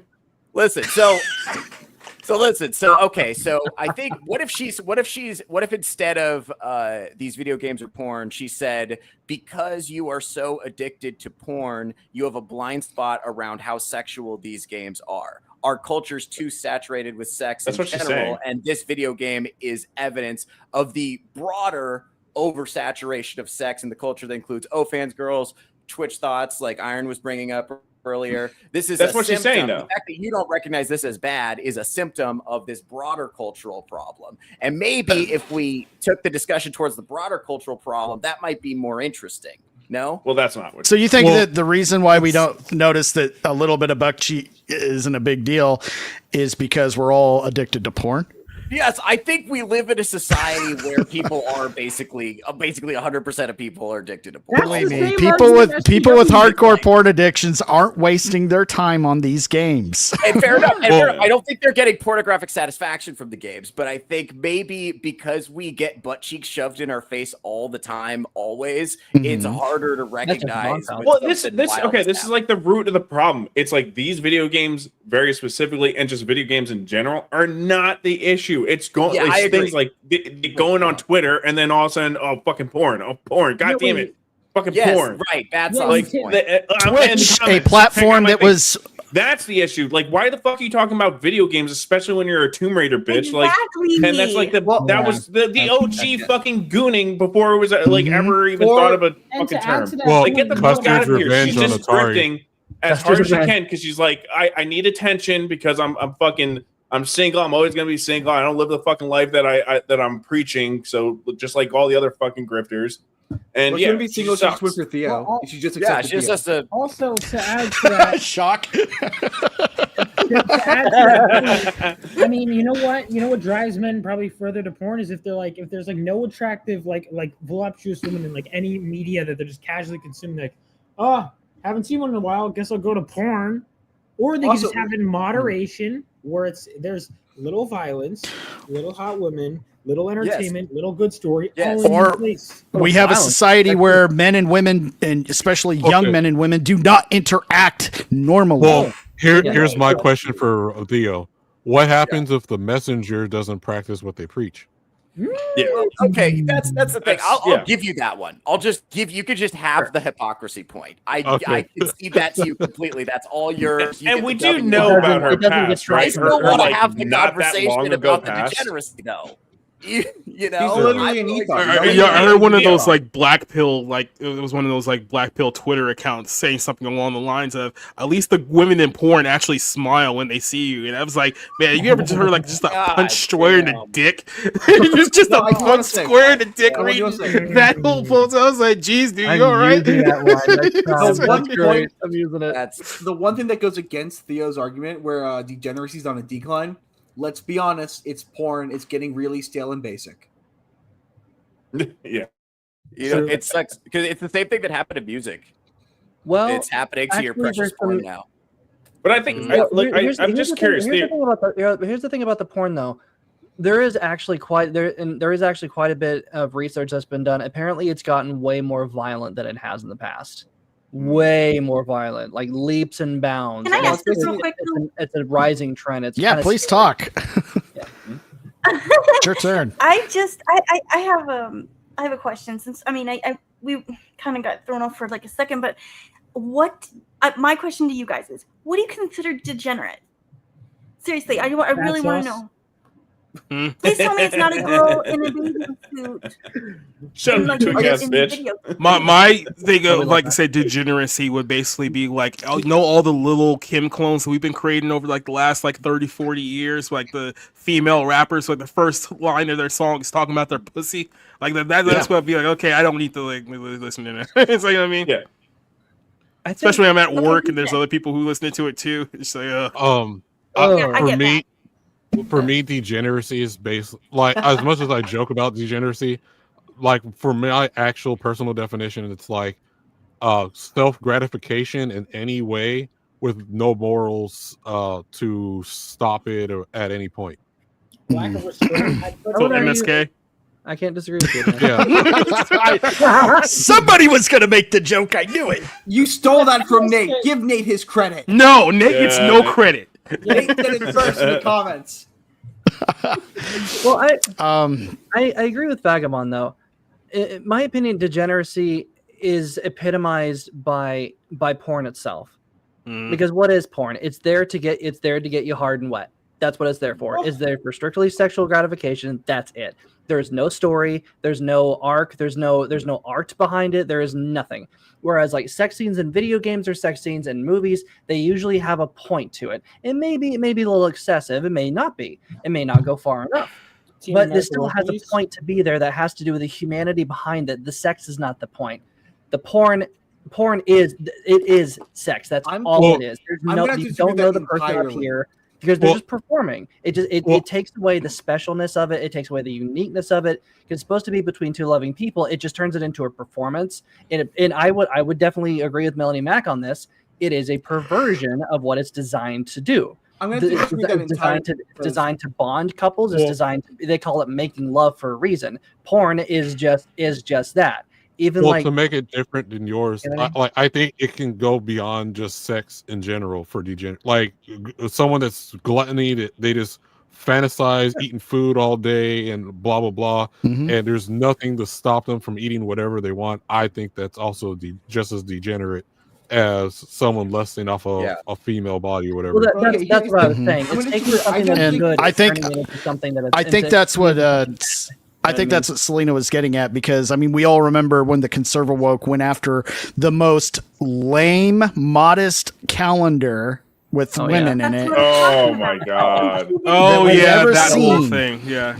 Yeah, but also when people clap it, you know, like women in a bathing suit at the beach or this and that, you know, of course there are lines to be drawn if it's just basically floss, but so many people have construed just the female form in general. Like it's, and this is why I said it's the same argument, just in different words. Breasts are immoral and degenerate, so cover them up, or you're objectifying me. To a degree where it's like, look, guys, like normal attraction is fine. It's like people try to like blend the line of like, oh, if you're just looking at a woman, that's bad. It's like, okay, let's slow down just a little bit, guys. Like it is natural to be attractive to a young woman if she has a great butt or if she has great breasts. If that's what you're into and that's what you're attracted to, it's not like say that, oh, you're a bad person, you need to repent and go hit yourself in the head with a quarter or whatever. Yeah, I know there's a lot of psychopaths out there. That's the point I'm also real quick. What I was trying to say is that people will go to such an absurd degree to cover it up. It's like there's a difference between a guy that's being normally attracted to a woman and to essentially like MSK level degeneracy. Like there is a line there, right? Like I mean, let's not like blur that line. It's like you can find a woman very, very attractive. You can find her figure very, very lovely. That doesn't mean all of a sudden you're gonna start pulling your pants down and whacking it immediately. There is a difference here. I mean, MSK is actually that. I think it's a bit. Like I don't think he's actually. I'm not sure. I would hope that it's a bit. I would really hope that it's a bit. I want to say I completely disagree with Strider claiming that porn is degeneracy, because realistically it's trying to fill an innate human desire and need. Because let's be honest, not only do humans need romantic connection, they do need sexual connection and gratification. Correct. And in fact, here's the point that it is actively in a safe measure. Let's let him finish. You guys can argue. That is actively unhealthy to abstain from that for long periods of time. Not clearing it out will literally lead to the development of prostate cancer. You have to clear your load. And so, I mean, porn itself is not because it's fulfilling a basic human need to get that kind of relief. Now, when it gets to degeneracy, is either when you cannot maintain it to a healthy amount in the privacy of your own home, or you're going really into like the really crazy stuff that I'm sure Theo does all the time. Yeah. Or I don't know. stuff, right? I mean, I see what you're getting at. Yeah. I think it's all degenerate, but like, dude, you could do some degenerate stuff. It's fine. Like, it ain't gonna kill you. You know what I mean? I do want to add to what Society was saying. We do have a recent person that supposedly quit the internet. I think they'll be back. That was going to the extreme. Brittany Venti. Oh God. So basically, if you don't know, she went heavily after the VTuber community, If you watch the VTuber, you're considered a PDF file. And like it was to the extreme, like where like she was just lumping this large group of people all into one category or whatever. Yeah. She's also a hypocrite, by the way. Can I just say thank you very much? Yes. Well, so, an obvious one though.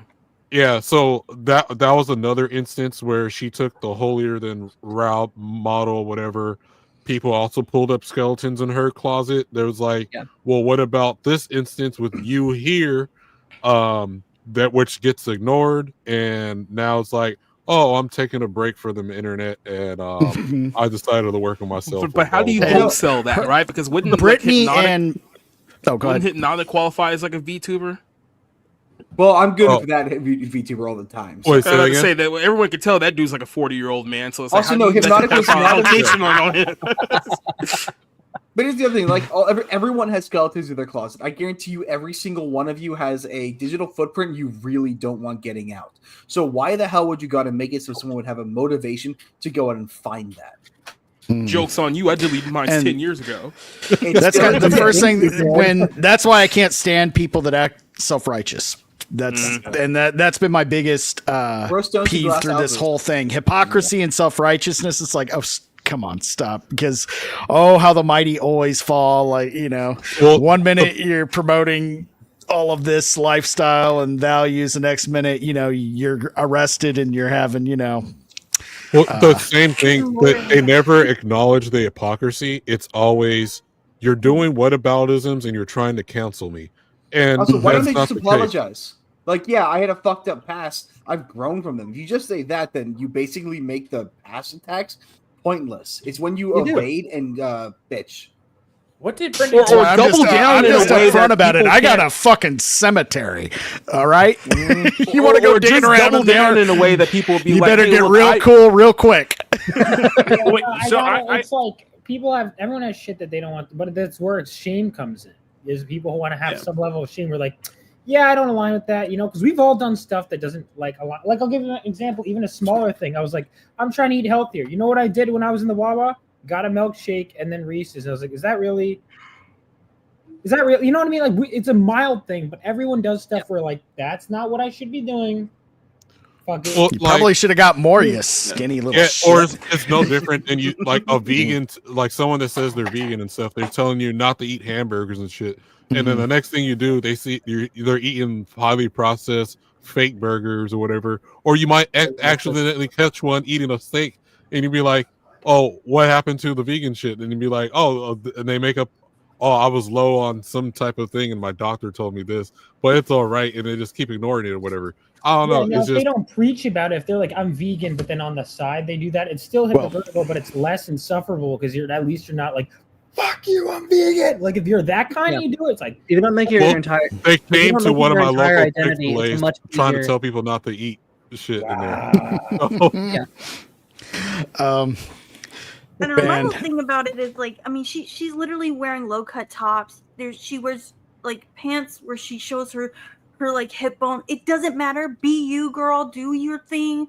I don't give a shit. I certainly am not going to complain about preach. That. No, I know. I mean, like, but I'm just saying, don't be like, well, they need to cover up, or guys can't look at this. It's so it's kind of funny. Her and Melanie, Brittany, they're both so obsessed with men. Look what men look at, enjoy, and possibly gratify themselves to. Especially God, whoever they're with. If you want, go back and watch Melanie's stream on Camelot, and you can watch Brittany. You can actually see Brittany with her boyfriend. That man looks broken, but they do this, and they know their whole source of income is selling themselves to guys that are you guys think drooling and lusting after them. Right, after them. So I just don't know. What did Brittany do? I'm out of the loop. Okay, so you know what a VTuber is, right? Yeah. So basically, I guess she went after them, but like, what was the skeletons in her closet that came out? Oh, I thought like, what did she actually do? Like, why is she a thing? I know. I've wondered that for a long time. What is a venti? So so there was a stream that she did early on to where Dermy knows about it too. He talks about it too. there was a stream she did where it was obviously like a 14 or 13-year-old boy came on, and she was like, "Oh, this is what I'll do to you," and blah blah blah. Thus, yet obviously the kid was underage, shouldn't even be talking to her on the fucking internet. And this was during a live stream, but like actually like talking to a minor sexually, and then has the nerve to talk about people watching some cartoon chick that they just find the voice cute and funny, and that's it. Okay, that's wild. I didn't know that. Do you guys think that the reason why these a lot of these women want to control what's out there is because they see it as competition? 100%. I believe it's absolutely the case. That's been my point. Yes. Right, but isn't it good though? Isn't it good though for women to do a little bit of slut shaming and maybe rein in these whores? Because that's your guys' job, right? No, it's in your guys' interest to keep the prices high. So fucking do your job, slut shame them into a corner and rein in these grimy whores, right? But Melanie's keeping her melons out. Melanie's melons are out for interview, and she's just yelling at everyone else. Here's the thing: she also has friends that do what she's condemning, but it's okay when it's somebody I know. It's okay when it's somebody. Yeah. It's just like with Melanie. I was talking about Brittany with her friends on like the, and I'm not shaming any of those girls. I don't give a fuck what they do, but it's okay if it's my friend or it's me or it's something I like. But if it's not, it's always rules for thee, not for me. And there's, well, this is okay, but this isn't, it's okay for you, but not for you, for me, not for you, all that bullshit. But anyway, I got pissed. You guys talk. Yeah. I think there's some wisdom to the fact that Melanie Mack definitely should not be leading this conversation. I do 100%. Think that she pivoted to the Christian thing a little bit for self-interest because she can't rely on goon bait as much anymore without going straight up into an O-fans. So she's kind of at this crossroads where she wants to retain the Sims. She's got to go O-fans, but she's also getting she's pivoted. She would love to do an OnlyFans. I guarantee you. She's conflicted. Well, I think the problem is you can only say you can only say the bundle of sticks words so many times before it's like it gets old. It's like, okay, what's your new material or something? That video where all she said was that, I'm like, okay, what's your point? Yeah, it's a funny word, but you're beating the dead horse.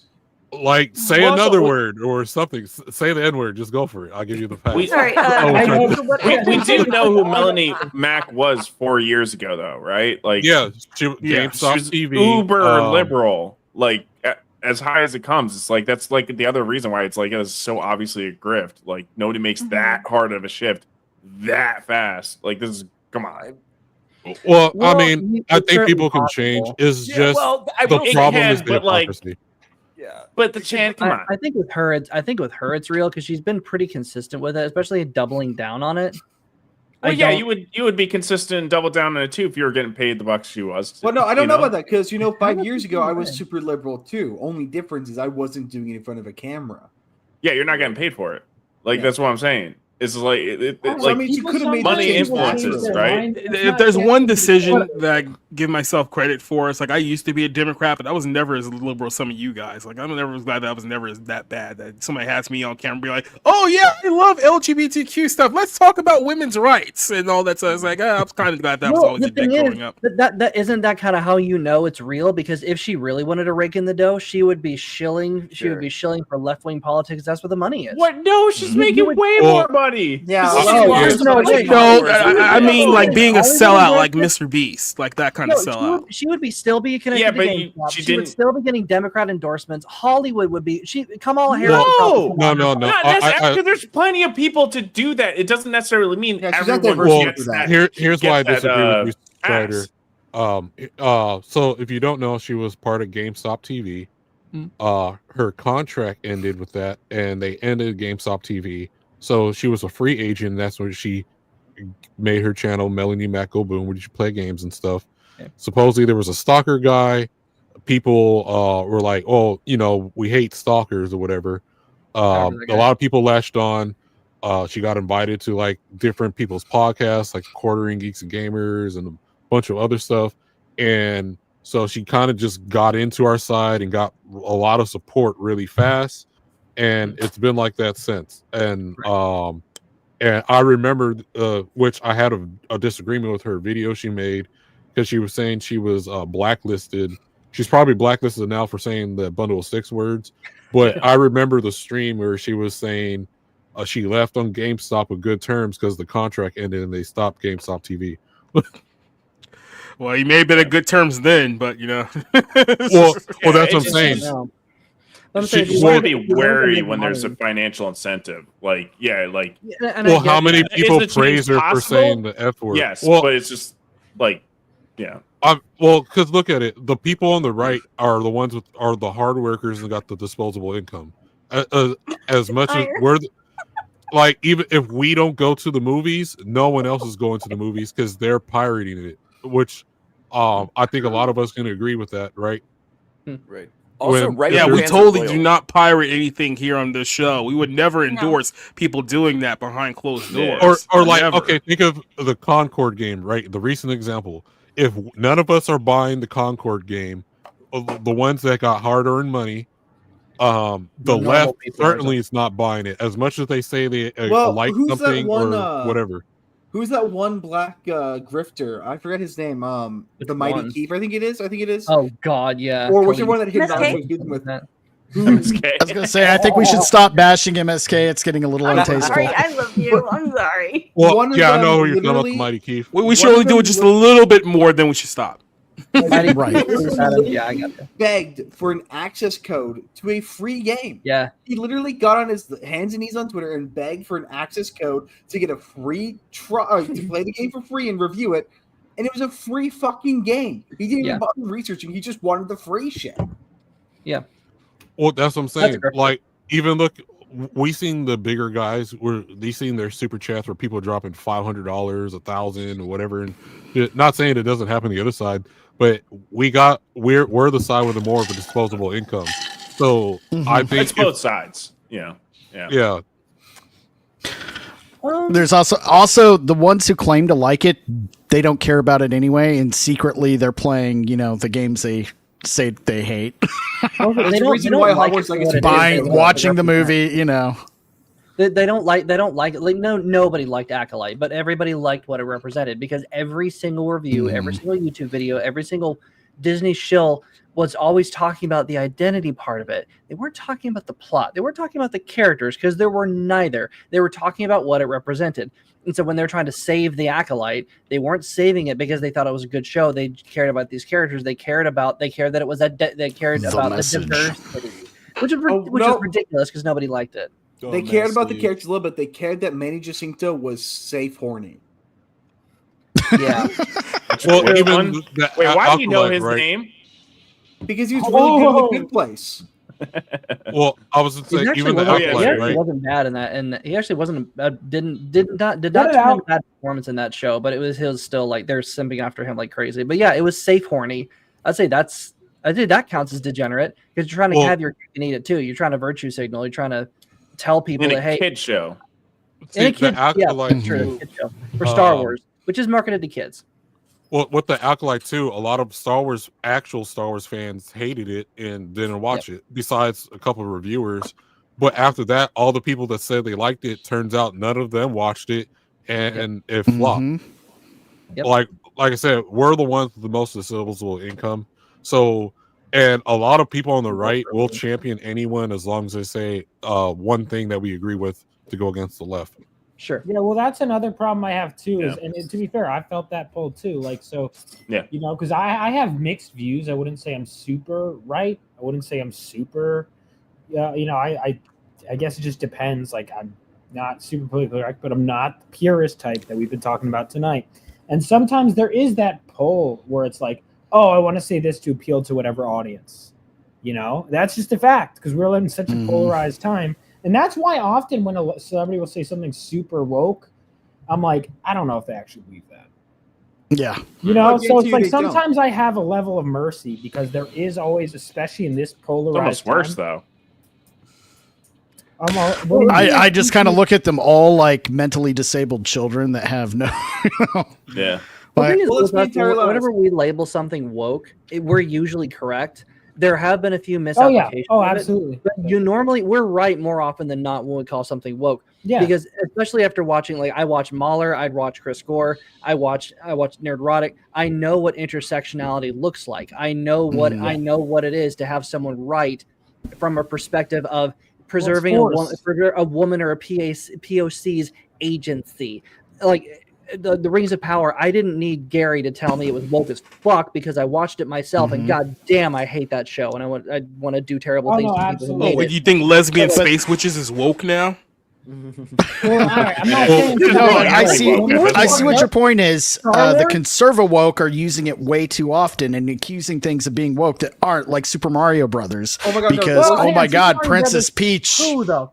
Hang on, Super Mario Brothers had some woke elements. I'm sorry, it did. I agree, Vaughn. I can see some elements of intersectionality there because she could not be saved. They said it behind the scenes too. They literally said it in interviews that it was a modern day Princess Peach. So things can have some woke elements. She still got her ass captured, and Mario saved the day. Oh, I'm not saying it's still a good movie. I still love the Mario Brothers. There's an arbitrary line of where there's like a threshold of when something threshold. You can have woke elements, and then the entirety of it is woke. It doesn't take much necessarily, but you can have woke elements and elements of wokeism. Just like you can have elements of conservatism without it feeling like a propaganda piece. So you can have elements of any political view, as long as, like you said, it doesn't cross a threshold, whether it's right or left. I care about good art. And I think that comes to the point, having a nice ass is good art. And let me also say one thing. There's one thing that Nerdrotic always says that applies to all of us when we ever talk about wanting to appeal to a certain audience. The thing that the audience, most members of the audience can pick out is authenticity. They can tell if you're saying something just because it's what gets the clicks. And that's why Melanie Mack lost 1,000 subscribers in one day, and that's why Marvel Rivals keeps gaining gamers. Are we playing that after this? I can't tonight, but I'll do it another time. I gotta fix my PC too. That and those goonery skins, man. Keep them going. They haven't even introduced Rogue yet. Dude, I can't play Marvel Rivals the next 2 weekends, but boys, we got to do that again. I don't know if you guys missed I'm down. I played and I was like, I'll just play for a couple hours. And then every time I was about to get off, someone new came in the Discord, was like, hey, Vaughn, are we ready to start? I'm like, all right. I just have to say, 8 hours. Vaughn is terrible at Marvel That's Rivals. not true. Nate's not good either. Hang on. First of all, I had 18. You watched the stream. I went through a full character arc. I was really bad by the beginning, but Battsauce, we were winning by the end. Why couldn't you be playing good when I was playing? Honestly, I was before when everyone else was playing. Vaughn can back me up on this. The moment Arza left, me and Vaughn were kicking ass. We were going back to back, Crane and Bandit style. He was 30 levels higher than us, and we were getting paired with his people. Like, why do you guys suck? I'm like, Nate, okay, you guys know there's girls outside, Nate, why do you look like you just got? What? You look like you're advertising for Bang energy drinks. I do want to add. I was gonna say you look like you just got back from a float trip and drinking Boone's Farm wine all day. Well, I do want a fishing boat in Miami. I do want to add. I don't mind gay stuff in games or movies or media as long as it makes sense. Yeah. Like Metal Gear Solid 3 Snake Eater, when you meet Vaughn, and we know about him already, checking your balls out and stuff, you know. But it made sense with the story. The problem I have is if it's forced, like, okay, an established IP that we already know what the character's supposed to be or whatever, and you're not the original creators, you just bought it and were like, oh, well, let's change Iceman gay or whatever, which we know Iceman was never that. Dude, the opposite. That's why they did it to him. They knew they couldn't do it to Gambit because he was too popular. So they picked the next most toxic poonhound of a Marvel character, and that was Iceman. Dude, the last they didn't even make him interesting gay. They made him a gay stereotype. I'll stop. Iceman always hits a nerve. Dude, the Iceman, I was just reading an issue a couple weeks ago where it was like Iceman fights to the death for Remember Opal's affection. And I'm like, he's supposed to be gay after he goes to a death match in Japan. I'm like, are you kidding? He was like that in the closet. He's like gonna die for like. Even having Zendaya or whatever as Mary Jane or whatever they call it, MJ. Like we all know who Mary Jane is, and then like so we should be suspecting some redheaded chick or whatever. And when we don't get that, it's like, of course, like what the fuck, we're complaining. Well, actually, that one was supposed to be a rights thing. They didn't want to allow for Marvel to own Mary Jane. That's why it's Michelle Jones. Why? Why? So they could try and make a Mary Jane movie? Fuck. Well, okay, like if you're already changing him to Iron Lad. Hey, they wanted to do an Aunt May movie, not a Mary Jane movie. Get it right. Well, like they'll do a Mary Jane movie. Well, what I'm saying is, Aunt May movie, please. If they're changing a Spider-Man to be Iron Lad in the first place, make a new female character that's not Mary Jane. Then, whatever. An entirely original love interest. They could have even used the same actress and the same character because the character wasn't Mary Jane anyway, and just named her something else. Yeah. That was completely misstep on their part to have her called MJ. Yeah, the Skeleton Crew. Like I think it's dog shit, but the problem with Skeleton Crew. The problem with Skeleton Crew is they called it Star Wars Skeleton Crew. Yep. If it doesn't feel like Star Wars, doesn't act like Star Wars, you could have called it anything else or just called it Skeleton Crew by itself, and I think you would have had more viewers on that show. Yeah, probably. We haven't had anything that looks, feels, or smells like Star Wars in a long time. The closest thing we got was just the last afterthought of the first couple seasons of whatever it was called, Mandalorian. Yeah, which also that was the last thing I even that I started to enjoy, and then after that, now I've already said this a million times. I can't even classic Star Wars. I don't enjoy anymore. They've ruined it completely for me. I still wouldn't go that far. I see that, and I just think, ugh. Okay. So this is special. What about the original theatrical? Like Iron come to my house. I got the despecialized editions on 4K Blu-ray. You will fall in love with Star Wars all over again. Just not current day Star Wars. Also, to Vagabond's point about just them always screaming whenever they see anything slightly gay. Have you guys heard the news about Kingdom Come Deliverance 2? Yes. Oh, I don't believe that for a second. I believe that's a psyop. Reportedly, it has been banned in Saudi Arabia for an unskippable gay sex scene. That's not surprising.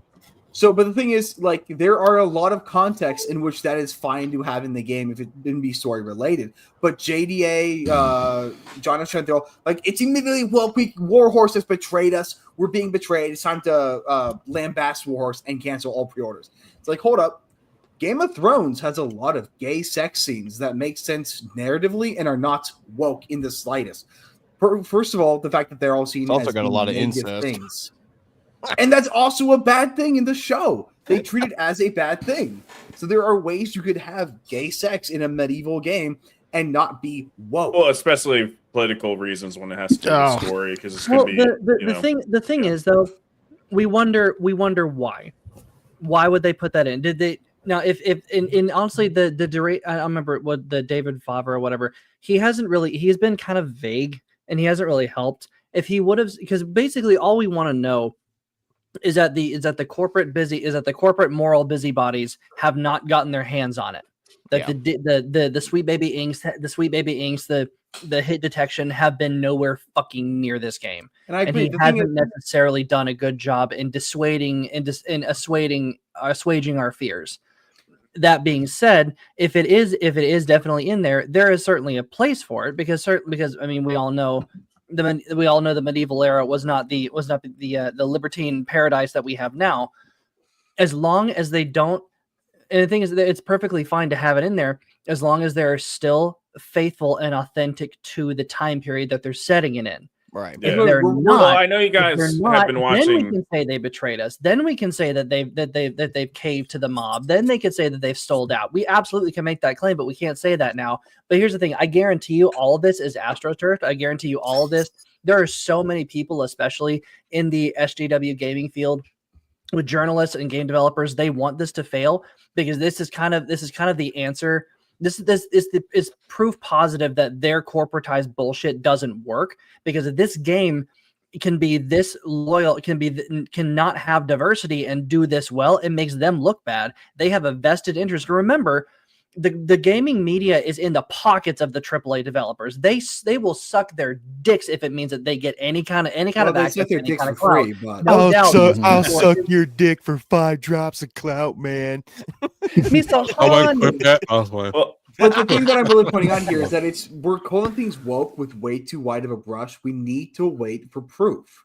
Well, yeah. So like Brandon Agreed. because I've been covering Brandon Sanderson's most recent book, huge author, huge book that just released, and one of my things is the prominent gay relationship that's in there. And of course, people are commenting on my videos like, "Oh, you just can't stand it because there's a gay relationship." Like, no, I made the point. It's like a medieval time period. They set up that marriage is done for political gain, therefore offspring's kind of important, you know? So it's like nobody having any sort of reaction to this prince being gay and they're all accepting of it. You lost me, because if in the culture, political gain is through marriage, I think they might be like, "Hey man, you're gay, cool, but like I need a grandson." You know? And there were historical contexts of nobility, the people being gay and, getting to political marriages with women and then going and doing their sneaky link on the side. Sure. Right. Yeah. Put that in there. Or the greatest media of all time, Berserk. All shall bow down to that. There's a scene in there, if you guys ready to watch the original 97 I'm up to date. anime. Yeah, where Griffith needs money for his army. It's not hentai, right? I swear it's not hentai. But there's a scene in there where it's obvious, and you're like, well, Griffith swings both ways or whatever. Doesn't mean if I agree with it or whatever. It's just there, and it's part of the story, and it's fine. Yeah. Well, he's doing it for gain, and it plays into the story. If it's not gay. But also, Guts gets gang raped by a bunch of dudes. Yeah. So you have the both in there. Wait, this happens in Berserk? Yeah, so not in the anime, and actually the very, very, very beginning is even off to a soldier, and that rape is a really big part of the theme to Berserk. Yeah, even Helsing. Vagabond remembers redo of Healer. Oh no. Yeah. So there's also Helsing. That's another good one. If you're into the Helsing series, you figure out how he became Helsing. You figure out how Alucard became who he is, and I'll just say from that, I don't know how to spoil it, even though. Yeah, don't spoil it. He's a vampire. I'm assuming he's gay. Spoil everything. Hey, that wasn't in the anime, either of them. No, the Helsing Ultimate has it. Did it? I don't remember anything gay in Helsing Ultimate. Except for the cat boy, Schrodinger. Dude, except for the butt sex. That was weird. Man, except for the butt sex, there's nothing gay in there at all.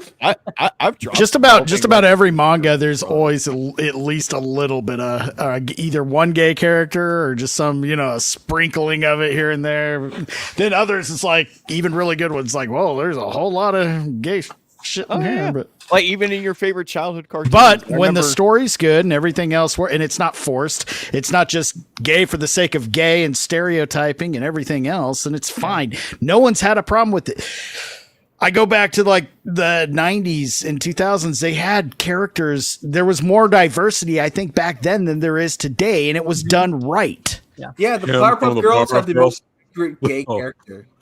Yeah, him. It was Mr. Him, or because they couldn't say the devil's name or whatever. God. Yeah, him that fucker creeped me out so bad. Like, I'm sorry to break it to remember Pleakley from the Lilo and Stitch. I was cross dressing all over the place, but it was funny because he was an alien. He was an alien investigating human. He didn't know any better. He was wearing women's clothes, and it looked kind of good on him. But he was an alien. And he didn't know his women's clothes. It looked good on him. Wait a minute. He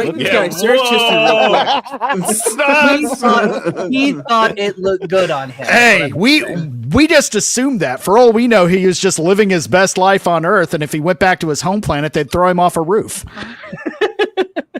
Just saying, we don't know the backstory. They didn't explore all of the origin. It's almost like an allegory for something.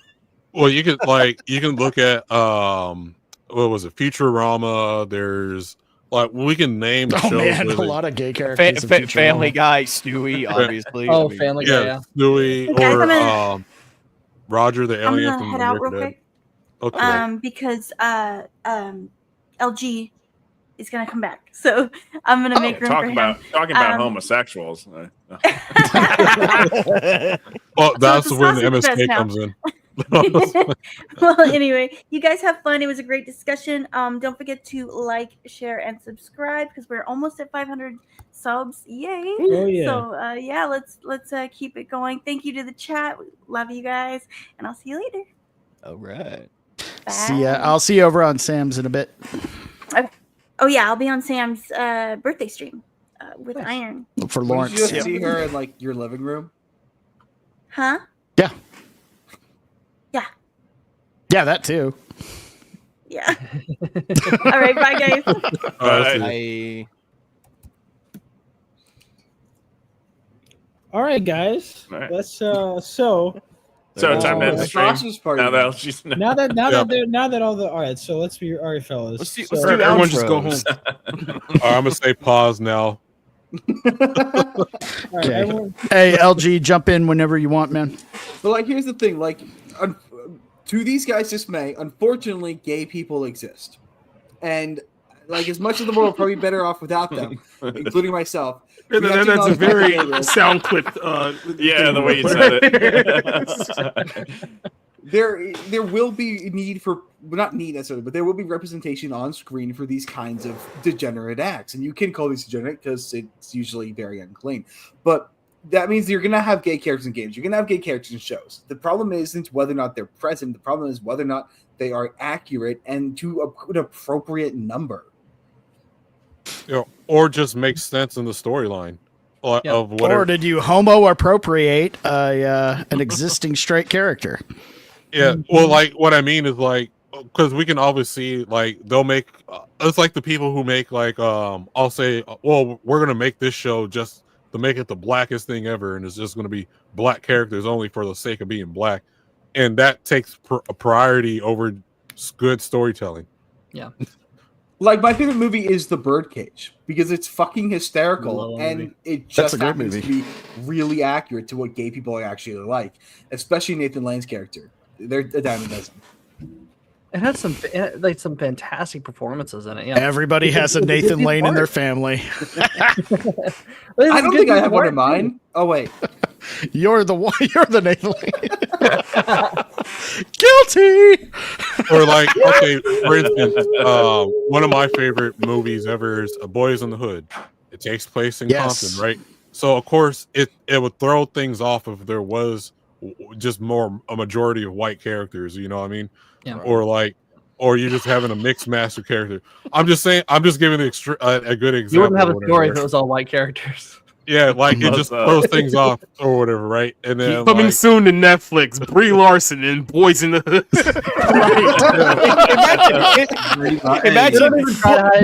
She is the boy. She is Cuba Gooding Jr. Imagine Elliot Page and Channing Tatum in the remake you've not been waiting for. Imagine Tom Holland is Ricky.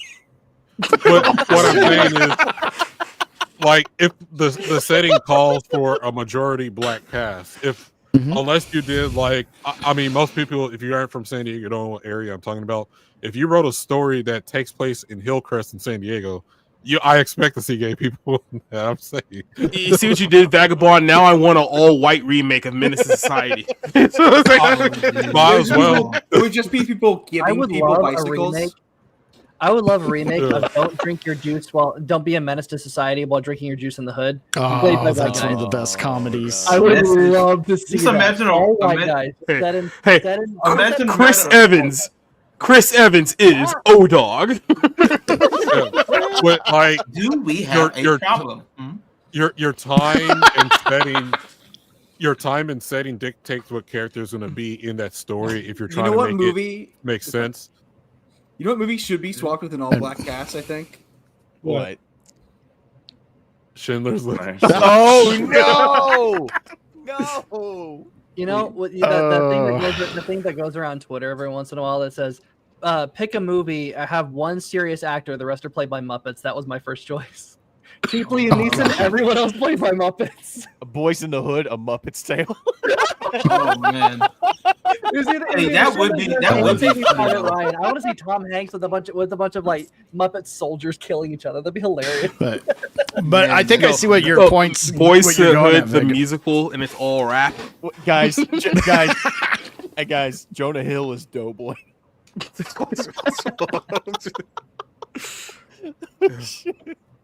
Oh fuck! That's the worst remake of all time. It's not even a real movie.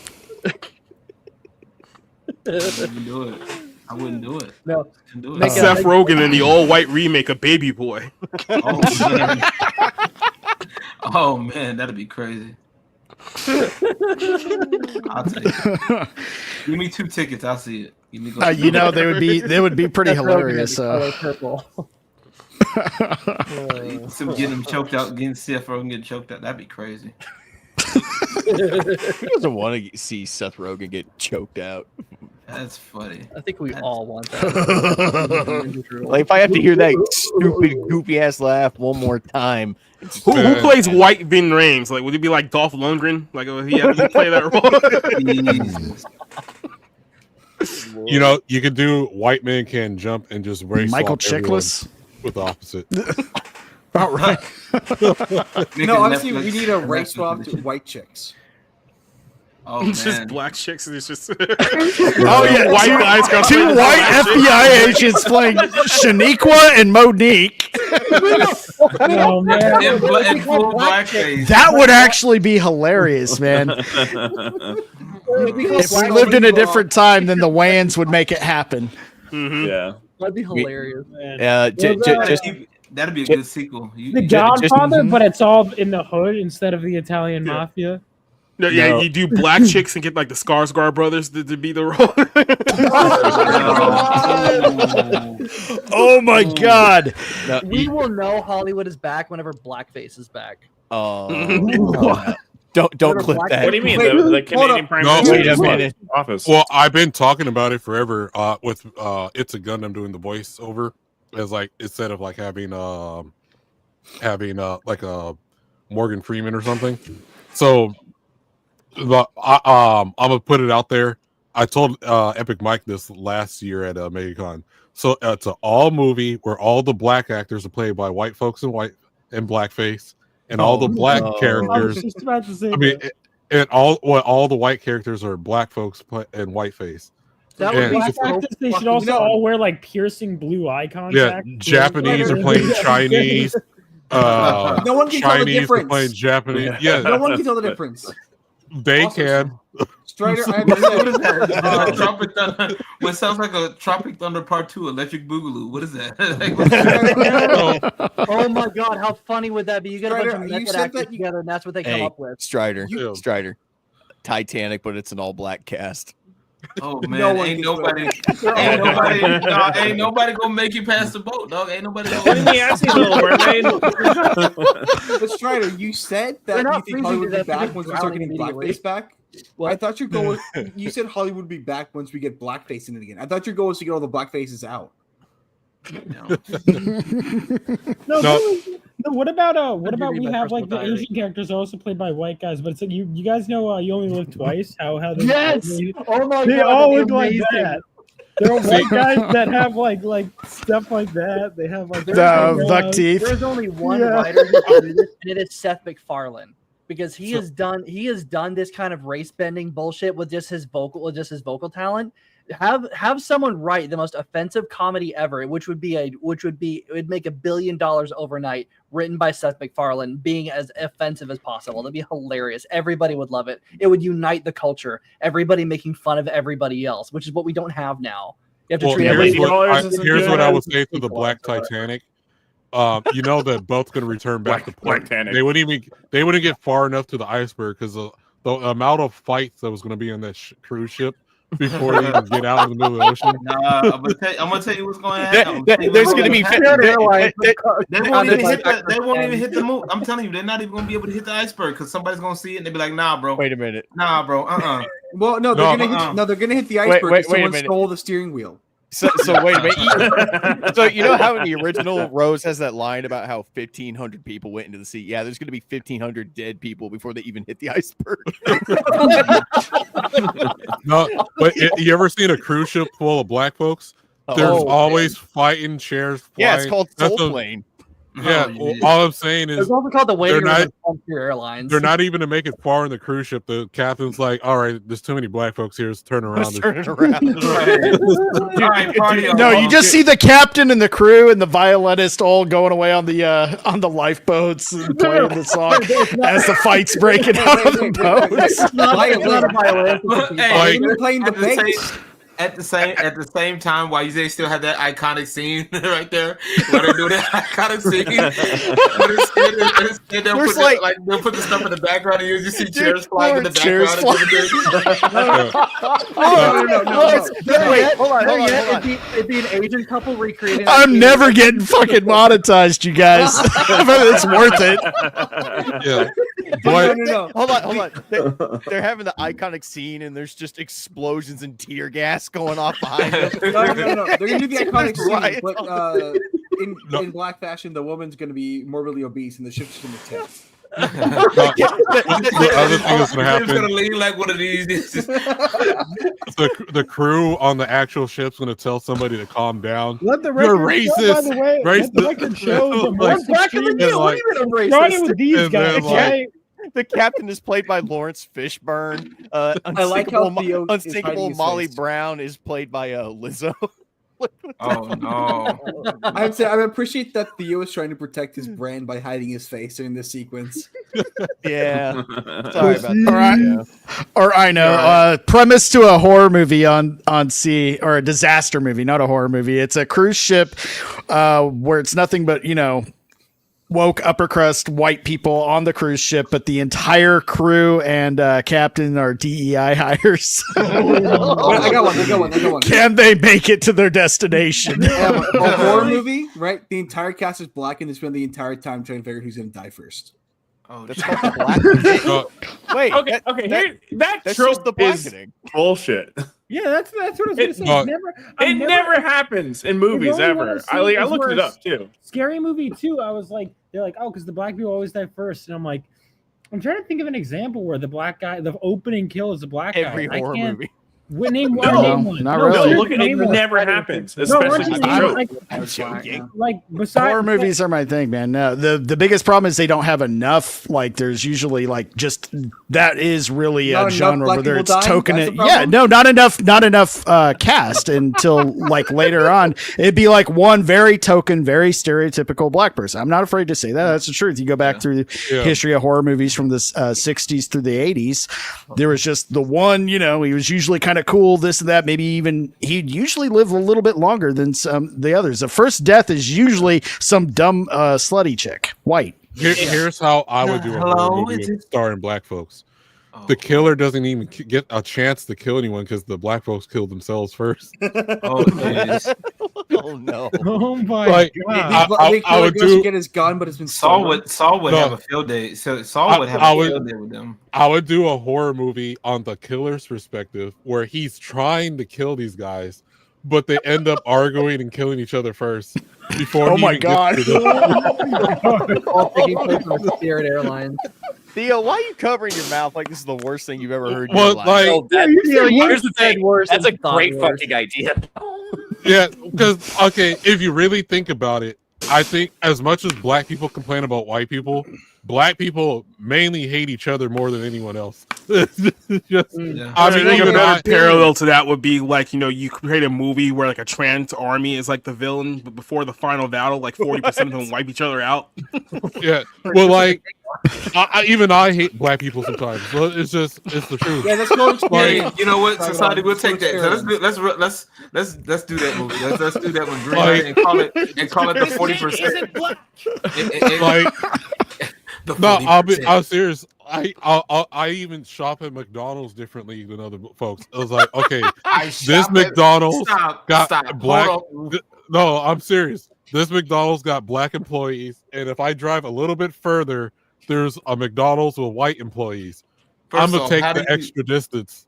First off, really? Wait. We're not about to skip past that like you didn't say what you said. How do you shop at McDonald's, dog? No, I think he meant shopping for the McDonald's. No, he said I go shop at McDonald's. Like, let me just walk in and get a shopping cart. McDouble. This isn't Target. You don't shop there. Well, and you're going to McDonald's. You ain't wasting the gas money to go farther. Yes, you are. If you want your if you want your food made right, you take the extra step. You go to a black McDonald's is never going to get done right. What are you talking about? Your order is never done right. McDonald's.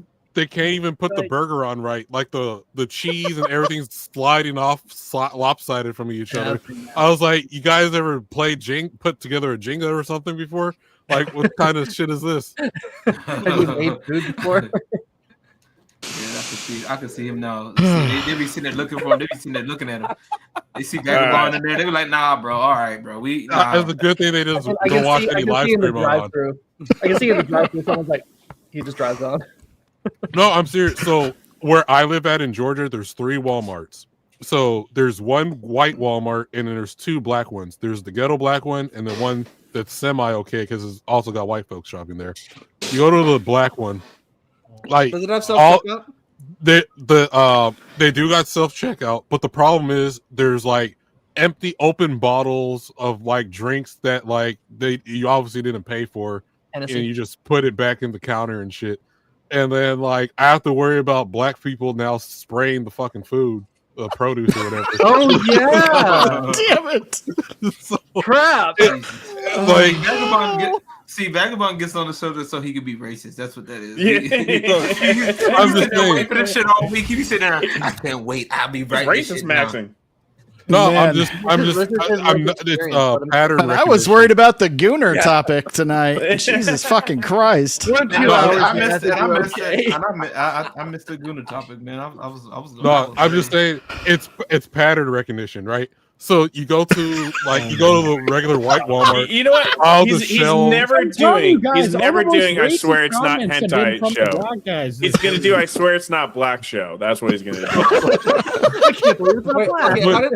This is like MSK topic number 0. Yeah, this is. I'm just saying, it's the fucking truth. How did he ever let you go? Oh man, I don't know. Well, MSK makes up his stories. Mine's actually factual. What MSK? Well, the stories he witnesses, he's the one who did them. When I was on a stream, he goes like, Vaughn, when you get scared when you see a black person in the store, I'm like, no, not really. And he was like, oh, well, I do. I'm like, okay.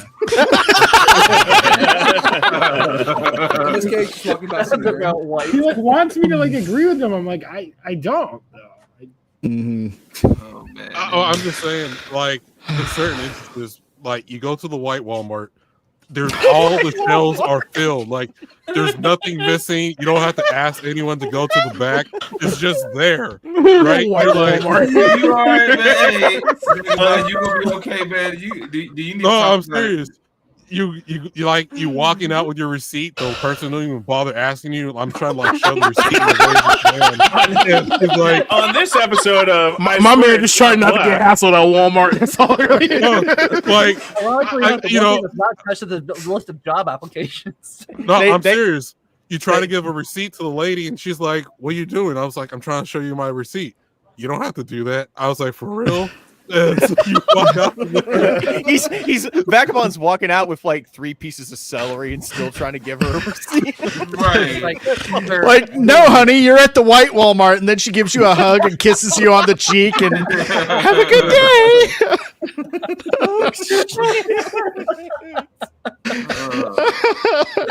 God help me. If any of you come to visit, we're gonna go on a field trip to all 3 Walmarts. So we've talked about 2. I'm afraid to ask. What's up with the third one? It's gonna be like they really didn't check my receipt. Oh, that's the gay one. The third one, since I guess it's a place where both blacks and whites meet up because they both go there. They got a cop that just hangs out in the parking lot. So that one barely anything happens to. So you're fine with that one. But the other one where it's like strictly black folks, it's like there's shit just fucked up the whole time. You never get good baskets. You have to like sift through like 5-10 baskets to find one that's not partially stuck with the wheel or whatever. Just saying. That's crazy. You gonna be all right, Vagabond? You gonna be okay, man? Yeah, I'm okay. So, look, I'm pretty sure AI is eventually going to kill us all, and one day, like it's coming. But while we're in this era where we can basically turn our bad ideas into reality, I have a photo here of the latest Menace to Society movie starring Brie Larson. So, God! Oh shit! That's funny. I like it. Oh, that's good. The Raiders, man. I like it. Get that. That's what the people on the West Coast like to say on Pyruka. Hell no, Green Rock. Shout out to No Green Rock in the chat. Oh shit, Rocks, what's up, buddy? I've been laughing too hard to even look at the chat. It's like over here. I'm like, honestly, we gotta set Vagabond up with some therapy, man. Preferably with a white person or something, Just tell me where the white women at. I'm sorry. What about where the white women at? Oh, nice. Yeah, great reference. You haven't watched that, have you?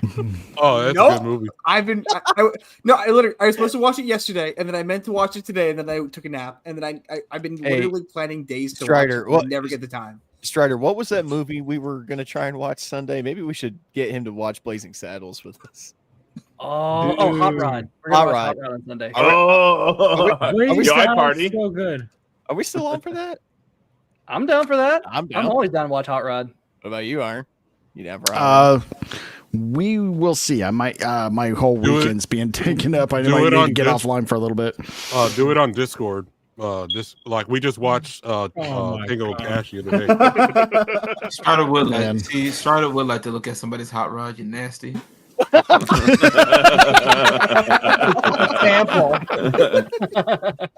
See, the only downside is I gotta watch it on that. Between him and Theo, they both like looking at hot rods. I blame Arza not watching Blazing Saddles on Obama. I agree.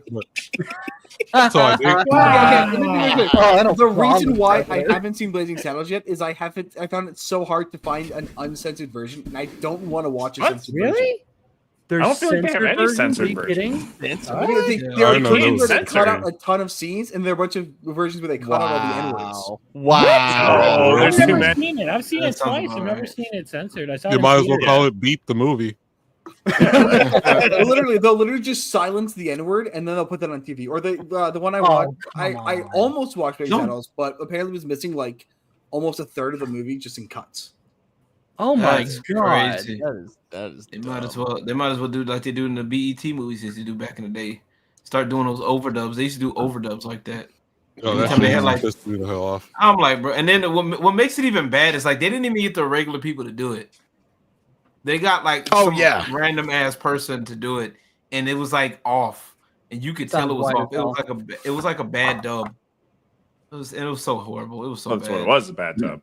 Yeah, I remember those TV overdubs. Like there would even be like where it's somebody with a very distinct voice, like Schwarzenegger, and you like then it's just some like say good night, asshole or whatever they would replace it with. It'd be like a New Jersey accent or something. Right. I'm like, what the fuck? I'm like, bro, what is this?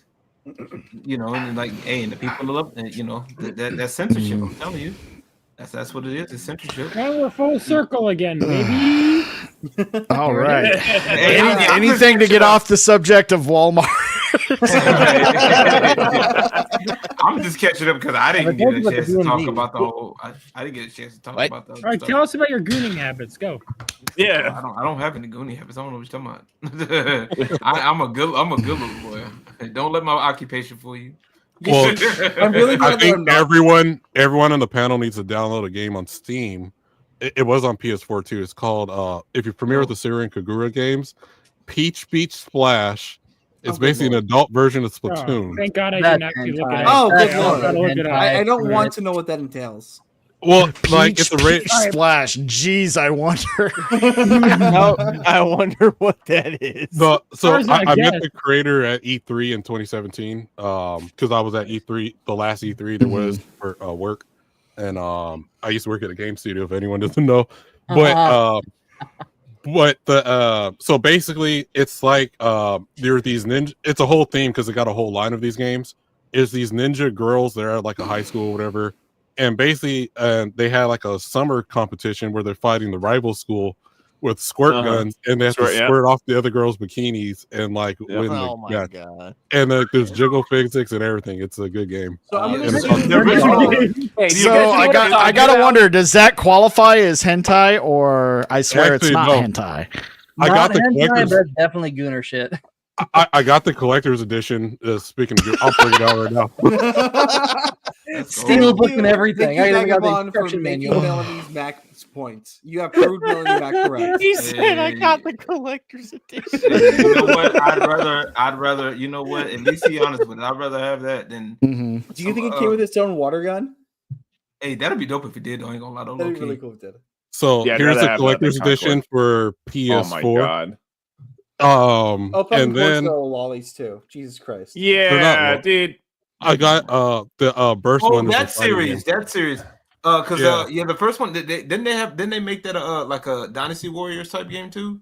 Well, they got more than one different types of games, but there's also they even got an anime as well too. And you can watch the anime in High Dive. We need more people in High Dive to compete against Crunchyroll. Hey, nice. I'll have to look into that. How much you got to pay for High Dive?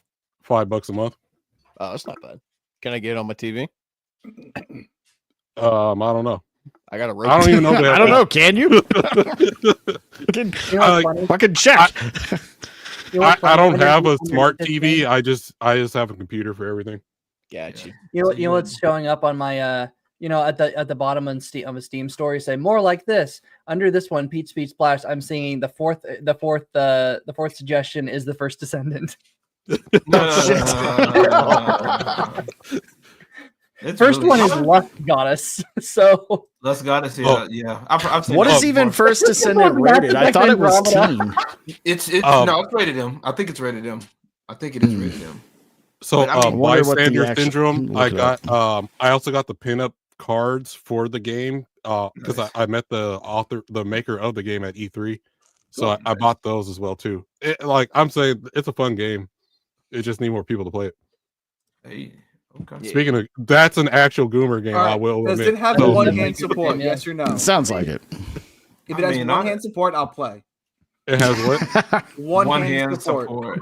Well, I think there's a VR mod you can put on the game as well too. So I do like my VR. Yep, one-hand support. It sounds like one-hand support to me. If you ask me. Okay, so yeah, it is rated M for mature for violence, blood, suggestive themes, and strong language. But I mean, that's just about every M-rated game. So it's good, is what you're saying. But what I'm saying is, it does a lot of games like The Witcher and some of the others, and Baldur's Gate have strong. It'll say strong sexual content, this or that. This one doesn't. It just says suggestive themes. I just rebought Baldur's Gate 3 for PC. I bet you did, you beer fucking weirdo. Well, like with a hat like that, nobody's questioning it. You look even Nintendo 3 is a great game. You know, the funny thing is Nintendo actually allows Gooner games on their platform now. So if you're familiar with Panty Party, where basically you're a I'm not familiar with that, but I am very familiar with the sequel. So Panty Party, you're a flying pair of panties, and you're having like these aerial battles with other pairs of panties. What the fuck? It's definitely a Japanese game. Yes, it is a Japanese game. But if you bought the collector's edition for the Switch, it came. Why do you keep buying all these collector's editions? Stop it. So, I'm just saying, if you bought the collector's editions, it came with a pair of panties Vagabond. in the game. Vagabond. God damn. Let the man finish. I'm trying to... Guys, do you guys see what I'm talking about? You guys see the point I'm making? No. Like, just broadly. honestly, it's really. I mean, to be honest with you, like, From now on, it's going to be on a scale of Melanie Mac to Vagabond. Where does this game lie? But you know what? Though, on some real shit, I'd rather deal with Vagabond, and because at least with Vagabond, we can have some fun talking about some games. I mean, hey, it may not be my cup of tea or whatever, but damn, I'd rather deal with that than fucking having to hear Melanie Mac screeching about, well, this game is this, and try to do revisionist history on some shit. Yeah, that'll call us ear damage as well. So from panty game to to just mundane butt shot, I think was what we're. From panty game to bald chicks, bald flat chicks, whatever the fuck they're doing now. I think that's what the scale Dustborn is, right? and Starfield. So the panty party, you're a girl that transforms into a pair of panties, and you fight other pairs of panties.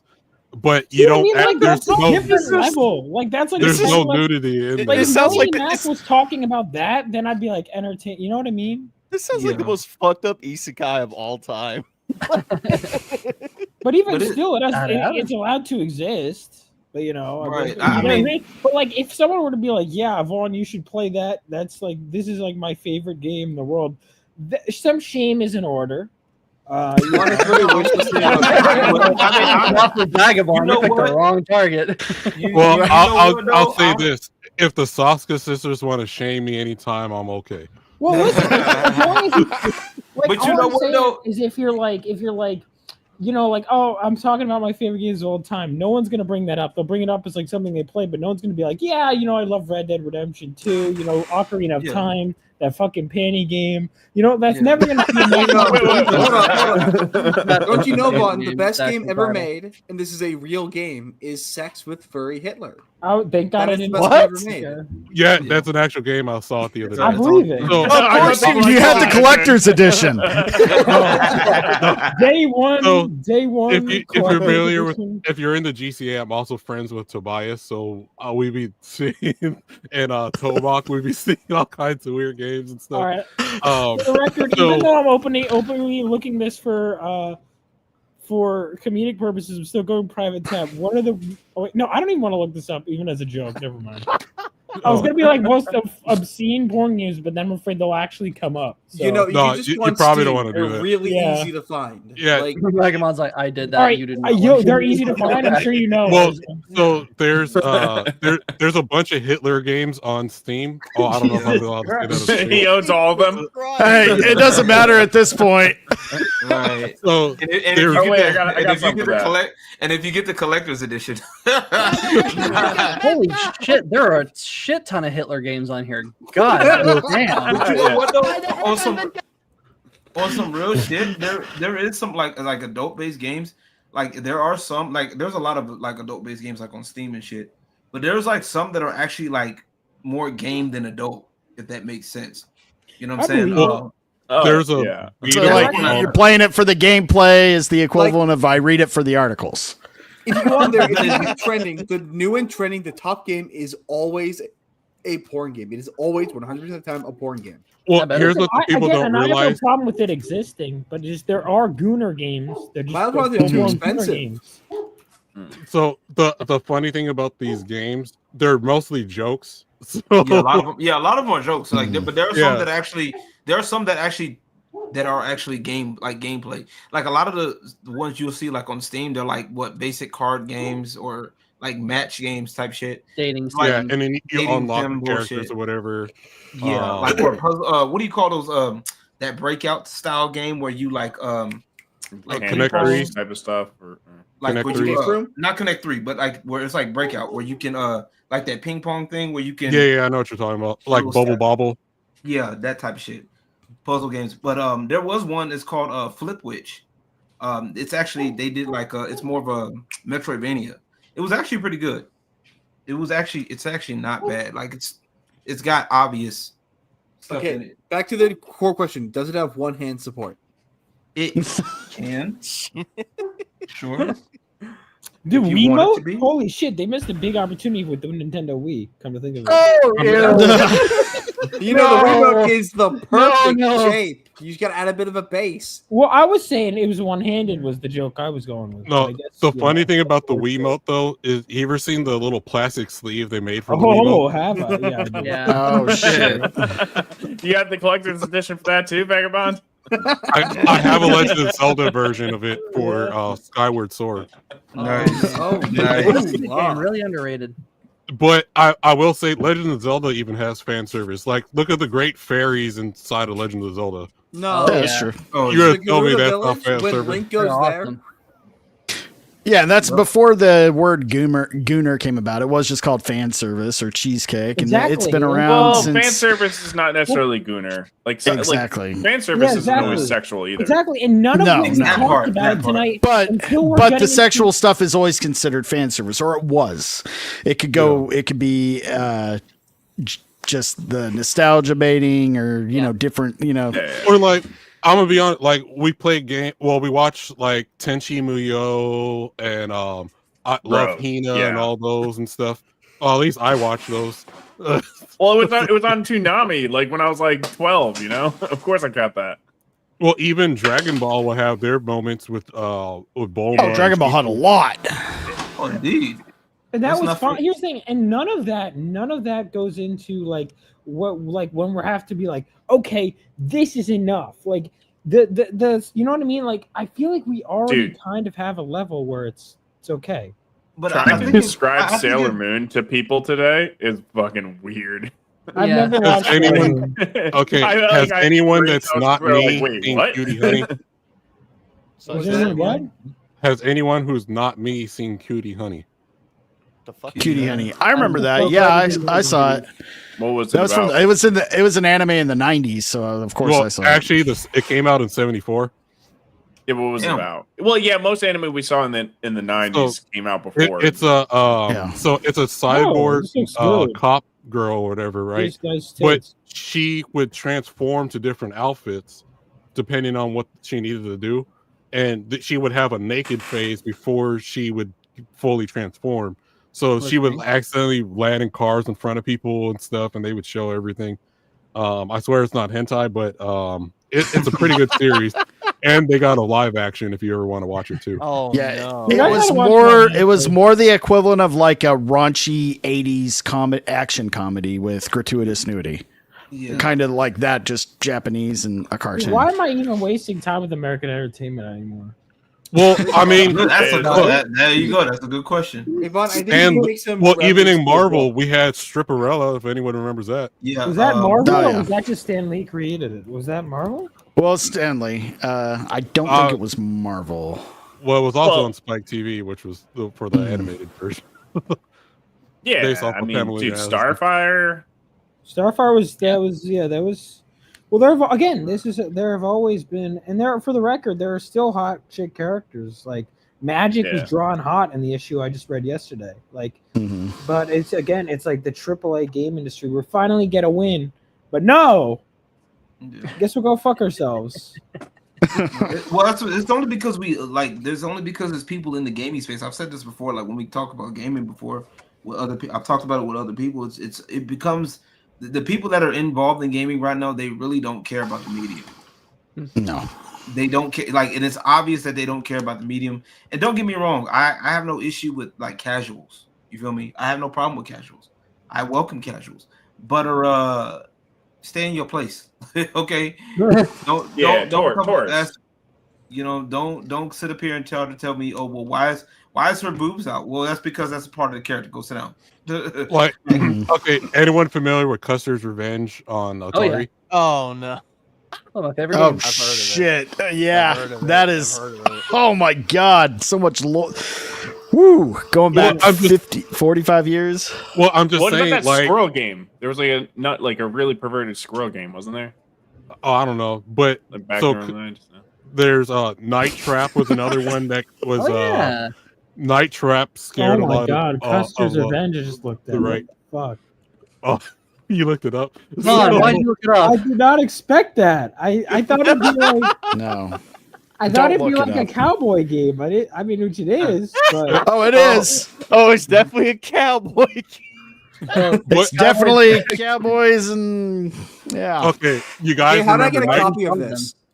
You can find one or whatever. I'm sure you can probably download it on the dark web. You ever played okay, remember Night Trap? Yeah, I remember that one. Girl killed so herself.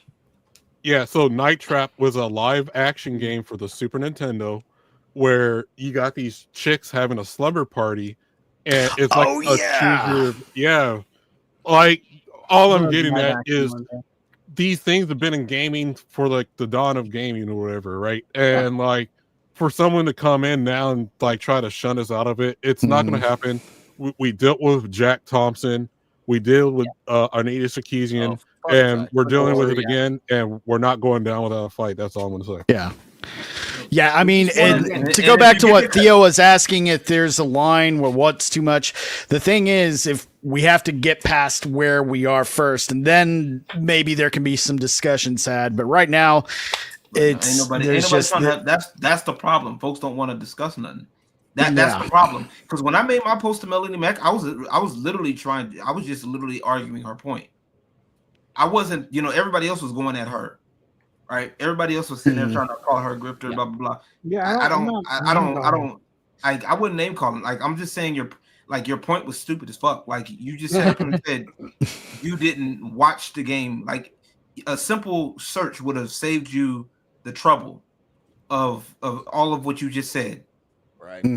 A simple search. All you had to do was look up the First Descendant gameplay on YouTube, and I did it on my live stream. And what you saw was nothing of what you saw on Twitter. Okay, like how fucking hard is that? Like, well, here's the other problem. For the sake of argument, say she did say that and just said the same thing. The problem is again, Stellar Blade, Lollipop Chainsaw. There's other stuff I can bring up too, like the Pachita with the Chainsaw Man or whatever. If you saw that on her background, if you're familiar with Chainsaw Man, the main character is trying to get laid pretty much. And so he just follows the orders of their leader, Makima, or whatever, just so he can get some action. And there's scenes where he's getting a hand job and all this other type of stuff. He was praising the hell out of Chainsaw Man. That whole there were entire episodes where his goal was to kill people so he could touch titties. That was literally his goal. Well, it's better in the books, but like it's better in the books. Well, it's the truth. I'm just saying that, but like it's the problem. I think the majority of the problem is it's not the message he's posting, is like how you can say this message if you don't follow it to the full extent. Right. That's fair. I mean, I think honestly what it is just, and the part that just gets me all the time, and this is one of the reasons why I don't take a lot of church folks seriously, is that when you sit up here at I don't know what it is with Christians, but they got this really bad fetish for fucking this persecution fetish. Okay, I don't like it. They every time somebody, and I've noticed this is with two types of Christians, right? It's either the baby Christians or the ones that don't get out much. Why are you talking about me in society like that? You know what I'm saying? Well, like I said, and this is why especially if you hide. But if you let's let society go real quick. Oh, go ahead. Sorry. This is why it's so irritating to like have people like JDA and John Trent be the face of like Christianity, because now all of a sudden we have to sit here and pretend like that I have to somehow defend these two clowns because they're the ones going around advocating as if they're the face of like the Christian culture warrior shit. So well, neither one of them are actually Christian. They're Catholic. That should be the first like that's a big difference. Very big. And then the other one here is like you have Melanie Mack, who's just more, it's more just the self-righteousness, and this is where it really gets down to. And this is why you have a lot of people in this circle, because in their mind it's them against the world, and if anyone has a problem with anything that they've done or that they say, they immediately go to, oh my god, you guys don't like it because they're Christian. Like, no, you just said something stupid, right? Like, put to you in this regard. I even posted about this with JDA earlier today, as if he's sitting here like the only reason why anyone's against him is because you're a Christian. Christian. First of all, you're not a Christian. Second of all, there's actually people out there who are willing to die for their faith right now in the world, and you're sitting here acting like somehow your plight in this world of the video game sphere it matches actual Christian persecution, and it absolutely doesn't. But I know JDA is a narcissist, so he doesn't understand that, any context whatsoever. Context and gravity of situations. So I mean, all that stuff goes completely over his head. And he understands gravity. I mean, he's a big, ain't fat. He understands gravity, so he should. He's fat, so. No, he's like a complete narcissist. Like I said, he does not understand anything outside of his clout and literally anyone else outside him. This is because remember the whole thing with like him and what's his face, Ethan Van Sciver a while back ago. The reason why so many people left him is because that thing got so ugly, and then he ended up clawing right back to him. Because in his mind, it's like, hey, look, we could just make up, and after we talked about each other's wives and kids and all this other stuff, because we'll just do it for the sake of clout and making money. For some people, it gets too personal to the fact like they don't want to be around guys like Ethan anymore. If your only motivation of going back is money, then it's like, then what's the point of even going around with people like you? And that's why he's lost so many people over the last few months, specifically because of that issue. So yeah, he doesn't have the ability to I guess what's the word that I want to use here for YouTube? He has no ability to empathize with anyone else but himself. Just put it that way. Yeah, I think there was the problem with a lot of like defending the problem with, and I can definitely understand the persecution complex. I think it's a little bit simpler than that. The fact that so many of these arguments are couched in, well, I am a Christian, therefore I must believe. Like Melanie is especially guilty of this, because what is her justification for any of her ideas, any of her beliefs? Well, I'm a Christian, therefore I believe this. Well, you got to explain your points a little bit more logically than that. You got to actually use some reason, because if you do believe in a reasonable God, therefore you can use reason to explain your position, flawed though it may be. But the fact that they couch their arguments in "I'm a Christian, therefore," when someone criticizes that idea, they say, "Well, you don't like it because you already set yourself up to be persecuted as a Christian because you use your Christianity as your explanation and not as the moral basis for why something would work logically." Yeah. And it's also the same for they're too stupid to actually make that legitimate leap and take it a little bit further. It's the same when people use they go around, pitching really, saying really stupid shit or insulting people or doing this and that, and they get called out for it, and they use their identity as a defense. Well, you're attacking me because I'm a woman. You're attacking me because I'm gay. You're attacking me because this, that. They're just doing the same thing, but they're doing the same thing. Same thing. We're not talking all Christians. We're talking people like Melanie or JDA who make it their entire identity, which I mean, if it's your faith, that should be a big part of you, but you still have to use the old noggin up here. You still have to explain yourself and be consistent. You still have to live your life. Argument. You still have to live your fucking life, like bro. Like the problem with Christianity, that's my biggest problem with Christians. Is like I said, I have no issue with it because I grew up in it, and like I said, I don't get it twisted. I still believe, but I don't do all of the extra shit. Because literally, I shit you not, Melanie did this, and I was going to talk about it before I had to leave earlier. I shit you not, Melanie literally did the thing that pissed me off, and that what brought it to my attention, where she posted a picture of a scripture talking about, I think it was First Galatians, something. I forgot what scripture it was. Basically, where she was talking about, well, I don't do this for the approval of man, I do this for the approval of God. So now, exactly. So now you're sitting up here trying to that goes into the thing what I just said now. So now all of a sudden you're just like, oh well, I'm just gonna put this out there, and if anybody disagrees with me, it's because you're this person. You already you're siding with the devil, and it's like no. And if you go up to anybody, even a reasonable person, they are gonna get mad at you. You know what I'm saying? And I hate when people start doing that shit. It's like, oh well, all these demons. I'm like, why would you walk up to somebody and call them a fucking demon? Mm-hmm. Well, like I said, all of these guys claim to be Christians, and yet they all do nothing but drive people away from anything remotely associated with Christ. I had a conversation with Melody. This had been like a couple months ago before this whole thing like blew up, right? Because I wanted to have her on in the bar room, and I also talked about this with Shagsworth too, because me and him were talking at the same time period. Yeah. And I reached out to her. She kind of blew me off, so I was like, okay, I'm not going to beg you to come on the show or whatnot. But then when I asked her specifically about her beliefs as a Christian, specifically when it relates to like the gospel, I understand for a lot of you guys this goes over your head, but specifically when it talks about the gospel, because you're going out there claiming to be the face of Christianity, and if you don't even believe in the gospel that Jesus preached, then what are you doing actually claiming to be a Christian, right? And all three of these people have essentially denied this because they think in their minds that, oh, because I publicly side against the LGBTQ community, that makes me a good and righteous person in my mind. So they have this whole warped viewpoint of, well, as long as I stand up against degeneracy, I'm a good person. I'm in good standing with God. No, you're not, because at the end of the day, you're going to end up finding yourself in the exact same line with all of those people that you despise, yet you're going to be the one really trying to figure out why you're there in the first place, right? And I've tried to have bigger conversations regarding all these people with this. I've invited all three of these people on to talk to you simply Christian issues, not the culture war stuff, not the gaming stuff, and every single one of them has declined because they don't like, well, as far as the Johns go, they just don't like that I oppose the Roman Catholic Church. But with Melody, I guess, maybe I'm just not a big enough YouTuber to have that conversation with. But I figured, if you're a Christian and we're all supposed to be on the same Christian side, why wouldn't you not come on there and just talk about, your faith in Christ and whatnot? Why would that not be a better approach than just going online, calling gay people faggots all the time and letting that be your gimmick to the point where people get tired of it? I mean, even people got tired of Hulk Hogan after a while, and he was the biggest, most popular wrestler of the entire world. So it's like, people are eventually going to get tired of you too. Oh, Society, someone has a question for you in the chat. Which one? Jay Fraser. Okay, here's the thing. This is how I differentiate these two, right?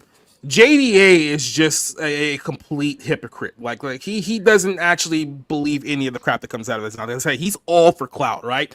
John Trent, on the other hand, he actually does believe the crap that he says, but the problem with him is that he does not jive with like anything that's outside of his line of thinking whatsoever. This is why he's had a hard fallout with Bounding. This is why he had the fallout with that Park Place. This is why he interacted with Hypnotic the way that he did, because he thinks that either you're with him 100% on every step in line or you're against him and you're dishonest. He wants absolutely nothing to do with you. So he goes so far to the point where he burns his bridge with every single person possible. And I see him doing this actively. Like JDA, everyone knows that he's a snake, so it's like they know what they're getting into with him. I think John in the long end is going to end up burning more bridges with people that could have been his friends and could have been his allies, and he'll only have himself to blame when it's all said and done.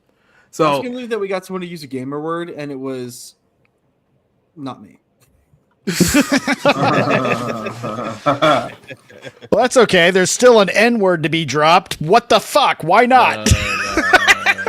Hey, look, this stream was never going to be demonetized once we put Brie Larson showing up gang signs. It was all done from there. So don't.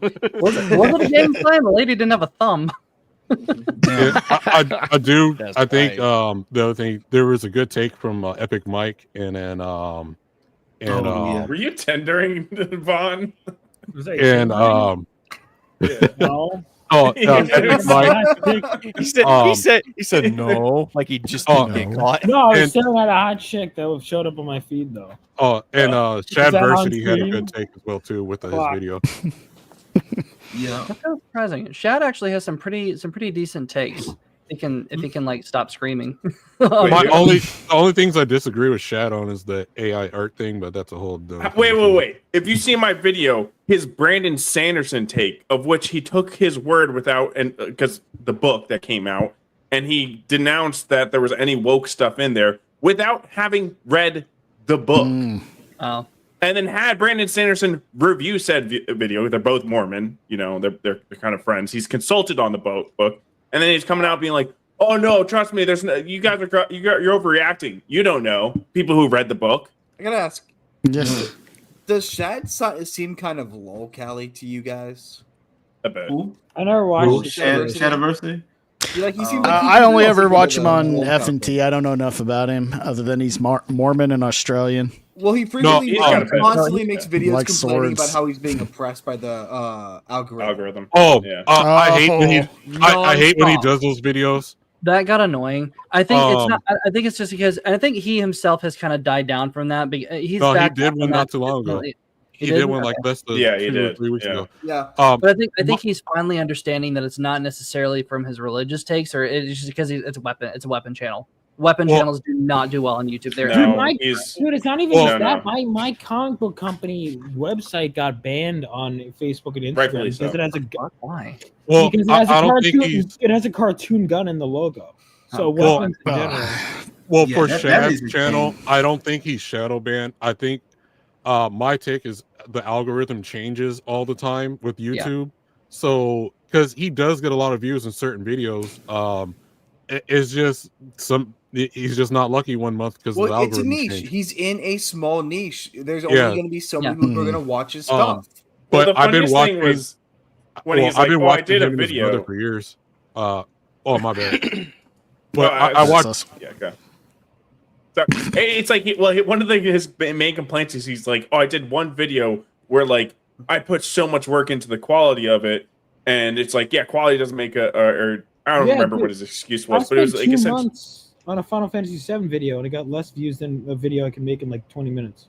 Well, it's like how are you on YouTube for 10 plus years and you don't know that quality does not equal results? Yeah, no, it really depends on how you. It's also how you push the video, what you're talking about, what you're doing. It really does depend though. Like there's a lot. Let's be honest, a lot of it's just fucking luck. Yeah. Yeah, I disagree to the luck part, but it's literally I wouldn't say it's luck, but it's also how you push it and it's like how you do it and how you talk about. Because there's somebody else that I've been following recently for the past few months. Hey, John's long name is Roberto. His name is. The dude named Roberto Blake. Because I watch a lot of Shad's videos. They all do good. It's just one video out of like 10 might have done bad or whatever. And that's when he'll make the video right after YouTube is like targeted me or something like that. And so I'm like, no, it's fine. Maybe not. Not be a lol cow. I don't think he's a lol cow. I think he's just kind of clueless. Him and the quartering should make a video together then. All channels are under attack. Yeah, so it when he makes those videos, it gets annoying because it's like because you look, he still got decent views on the video. It might not done as well as the other ones, you know. But he does well on his channel from what I've seen, and it's like really a nothing burger. I wish he. It is a bit low calorie. Yeah. Yeah, I wish he would stop doing that. But overall, I like his videos. The only ones I don't like is when he's crying about the algorithm. And when people don't agree with him on the AI art. He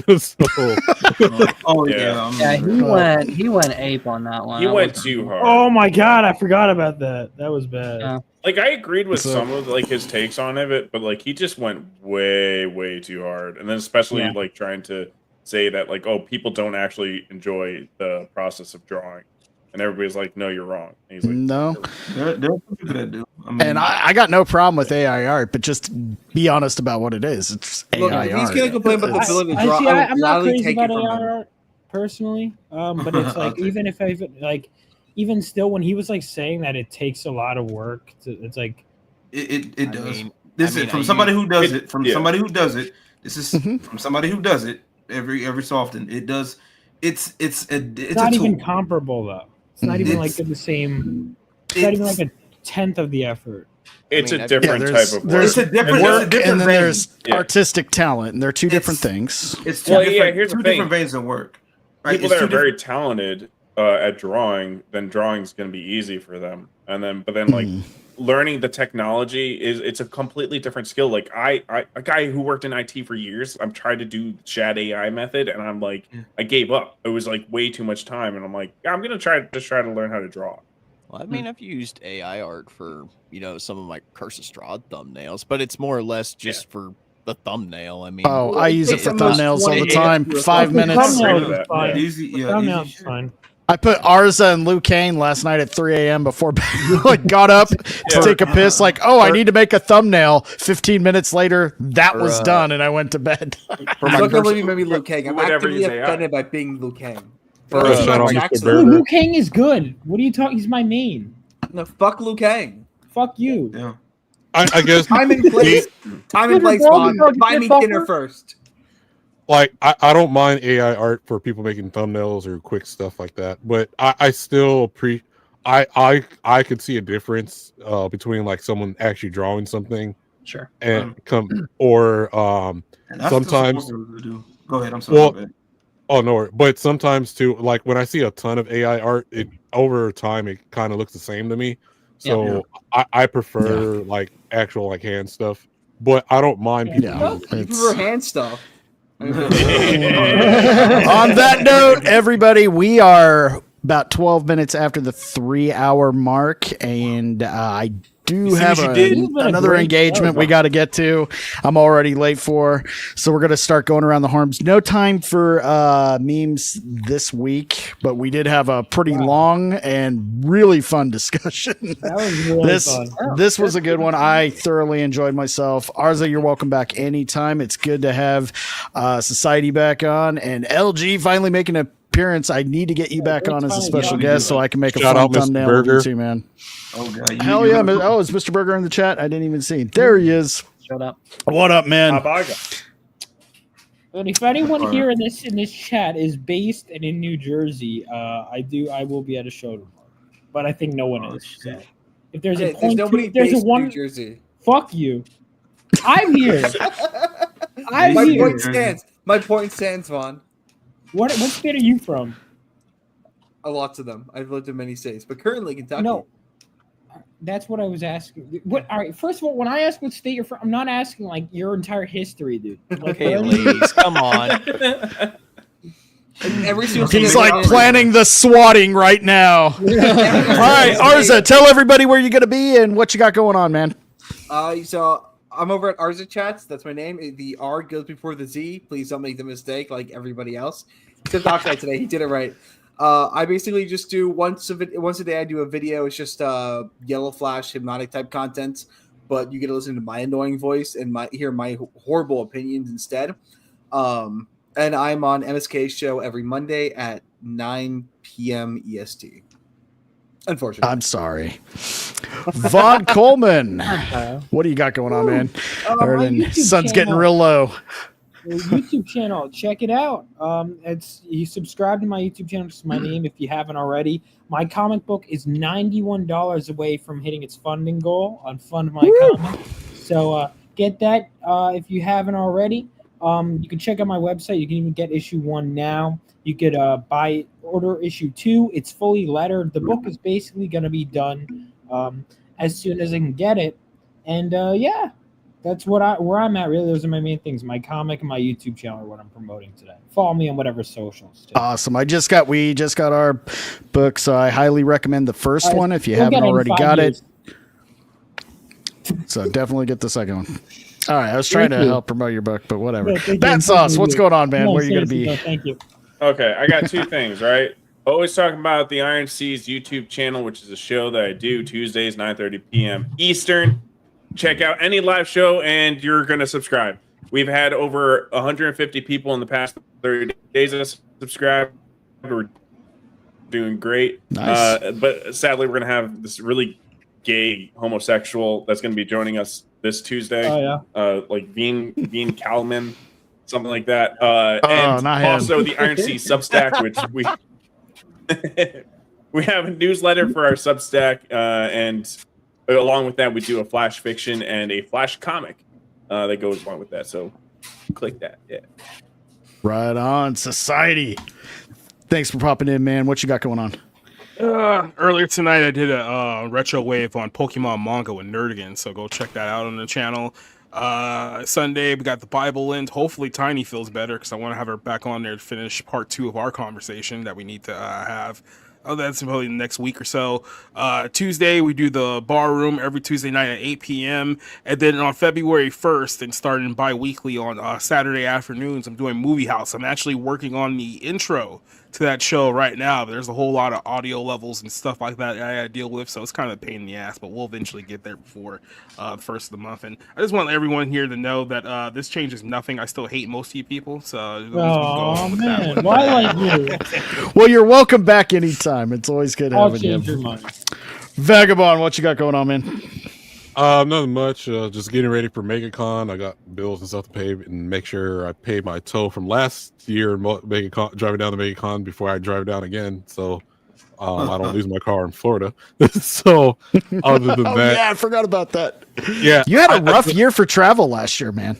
Well, the toll to MegaCon, it wasn't bad. I still owe the state of Florida for the using their toll road, but other than that, I was gonna do I Swear It's Not Hentai podcast this month. I'm gonna have to move it to next month after I build another computer first, so I can handle having guests on first. And other than that, catch me at MegaCon. You need to start a Walmart review channel, and you can just grade it depending on how many black people are there. Right. Shit. Strider, I didn't mean to mess you, man. What you got going on? Oh, that's all right. I'm going to be on Curse of Strahd tomorrow, so it's going to be fun with episode 13 that we're on now. Lucky number 14. Yeah, and then you can find me every Friday night here, still trying to get the details lined up for just my reading stream. I'm just reading books that I want to read. So just Tale of the Dunce Whisperer. It's a great book. Yes.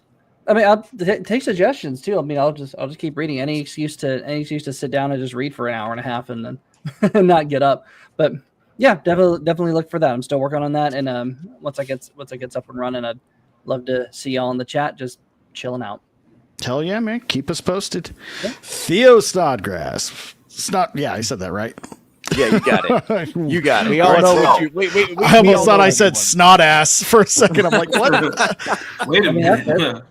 All right, well, folks, I'm a very busy man. Right after this, I'm going to be on insert title here on Drunken Emerald Arrow's channel. That's at 9:30 p.m. Pacific time. Then tomorrow morning I'm going to be hosting the Touchgrass podcast with Theo Snodgrass at its brand new time at 11 a.m. because so many of y'all bitched at me about the time because you can't manage your bedtime like an adult. That's fine. It's okay. On a Saturday. I would. Okay, we're not going to relitigate this. It's fine. I've already made the change. Just know I'm not happy about it.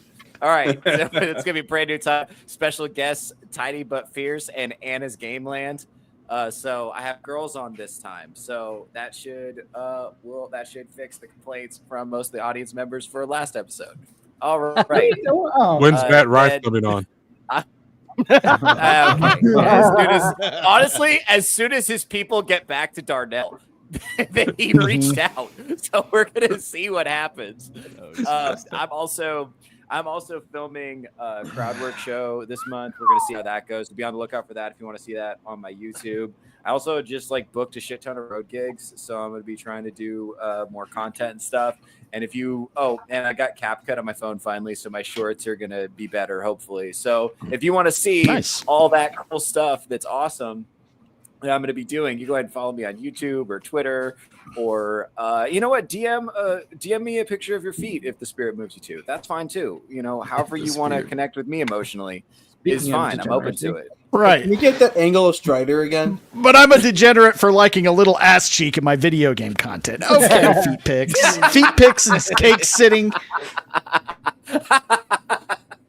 Hey, I'll second some feet pics from the female variety. Vagabond, we've heard enough from you tonight. you and your $100 deluxe editions. Come on. Oh shit! Also, hey, I'm doing a GoFundMe to raise money for so I can pay this camera crew so I can film this show. It's just for my budget. So give me the link. I have to. I tried that once. Give me money. It's on my Twitter. Thanks. Battsauce said I tried that once. I tried that once. I think only one asshole gave you $5 that they're never getting back. Nate, what you got going on, man? Obviously going to be on the insert title here show after the show, and if you want to share my screen real quick, Iron. So, Curse of Strahd, episode Strahd too. Curse of Strahd, episode 14 will be live tomorrow at 7 p.m. EST. I have been teasing the arrival of werewolves in this campaign for the past 3 episodes, and hopefully tomorrow night I will finally pay that off. And speaking of werewolves, I'm going back to the movies tomorrow night to catch my first movie for 2025 in the form of Wolfman. I'm hoping to try and film my review before we start Curse of Strahd tomorrow night. So if you want to check out Curse of Strahd, you can go check me out over at Full Metal Nate. And if you want to see what I'm doing for the movie review side of things, you can check me out at Full Metal Critic. Go check me out. Awesome. And last but definitely not least, LG, what is up, man? It is so good that you came back on the show. It's been so long. What you got going on? Yeah, I got a lot of stuff going on. I do music. For those who don't know, y'all can follow me on 210LG everywhere. I do music, I do gaming, and my last video I did was me playing Dynasty Warriors Origins that just dropped yesterday. Had a good time with it. Beat Chapter 1. I might do some more live stuff like that, but I have been working on a project. I'm actually working on a 2-part album. Right now I'm doing the music stuff now. I'm trying to get the music stuff settled for it. And I'm going to be working on doing a whole lot of stuff. Members get to see firsthand of what's going on. So, doing the music stuff right now. I'm just getting the music stuff. I actually ended up working on another music project, changing one of the projects. You know, I'm trying not to overthink shit. You know how it is when you start working on projects. You know how that goes. But, trying to get that done. I'm going to be working on some progress stuff soon for that. But in the meantime, I do 2 main podcasts that I do. I got Emperor's Court podcast, which is a general podcast. I'm gonna be talking with some of y'all to probably get y'all on if y'all interested. That's where I just talk about stuff, give my personal opinion on things and also talk with other people. And I also have the Strip Club Chronicles where I talk about the other shit where talk with dancers and also other people in the adult entertainment industry. Just kind of give y'all a kind of thing what goes on in there. Yeah. Oh yeah, it's a whole lot of fun. Trust you me. You and Vagabond, you fucking goons. As long as there's no, video game butt cheek involved, then it's good old fashioned American entertainment. Hey, you know what? While you over here mad, bro, you over here talking about some Gooners. Hey, I'm still getting to the money. What you talking about?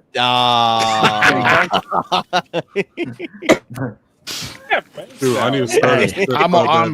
I swear it's not hentai with pixels. It's just a VR room. hey, just have a segment said hentai. Is it hentai or no? Dude, eventually there's going to be a secondary show called "Okay, this is hentai." So, Vagabond, here's the ultimate question: would you classify High School DxD as hentai or just really ecchi? There's the question. It's just ecchi. Okay. Yeah. All right. All right. On that note, guys, this has been probably one of the most fun shows we've had in a long time. Thanks everybody for showing up. Thank you to the chat, and thank you to all 300 and I think I'm at 22 of you that have subscribed. I appreciate each and every one of you. Getting to 500 is a personal goal just for bragging rights alone, and so here's hoping we can do it before spring is kind of my goal, but hopefully sooner. And we will be back next week, same time, 5:35 p.m. PST for the next Rogues Gallery. And you might be able to catch me on some other shows here and there. I'm about to go join up with Lawrence and Samuel the Infamous for a little birthday bash over there. I may drop into insert title here, but I'll definitely be in the chat. Go subscribe to Drunken Emerald Arrow. God, I'm tired. I hope I can make it. And I'll be on Strahd with Nate and Butterscotch tomorrow. So, have a good night, everybody. We're going to be hard out. What is he? Chopped liver? Oh, yeah, Strider. I'm sorry. I forgot you were there again. Damn. All right, his channel is with Cable Lost. Minus respect points. Nothing of value lost. Just this house looks like a Hallmark channel. Not anymore. Down. Looks like a Tyler Perry. No, honestly, it's because your character hasn't been on the game for like the last 3 weeks in a row. So I kind of forgot you were even playing, to be honest. I've had stuff happening. It's understandable, it's okay. I got a little something for everybody tomorrow night. It's going to be epic. I'm ready. Let's go. Let's do it. Iron, get out of here. All right. All right. See everybody next week. It's been a great show, and good night, everybody.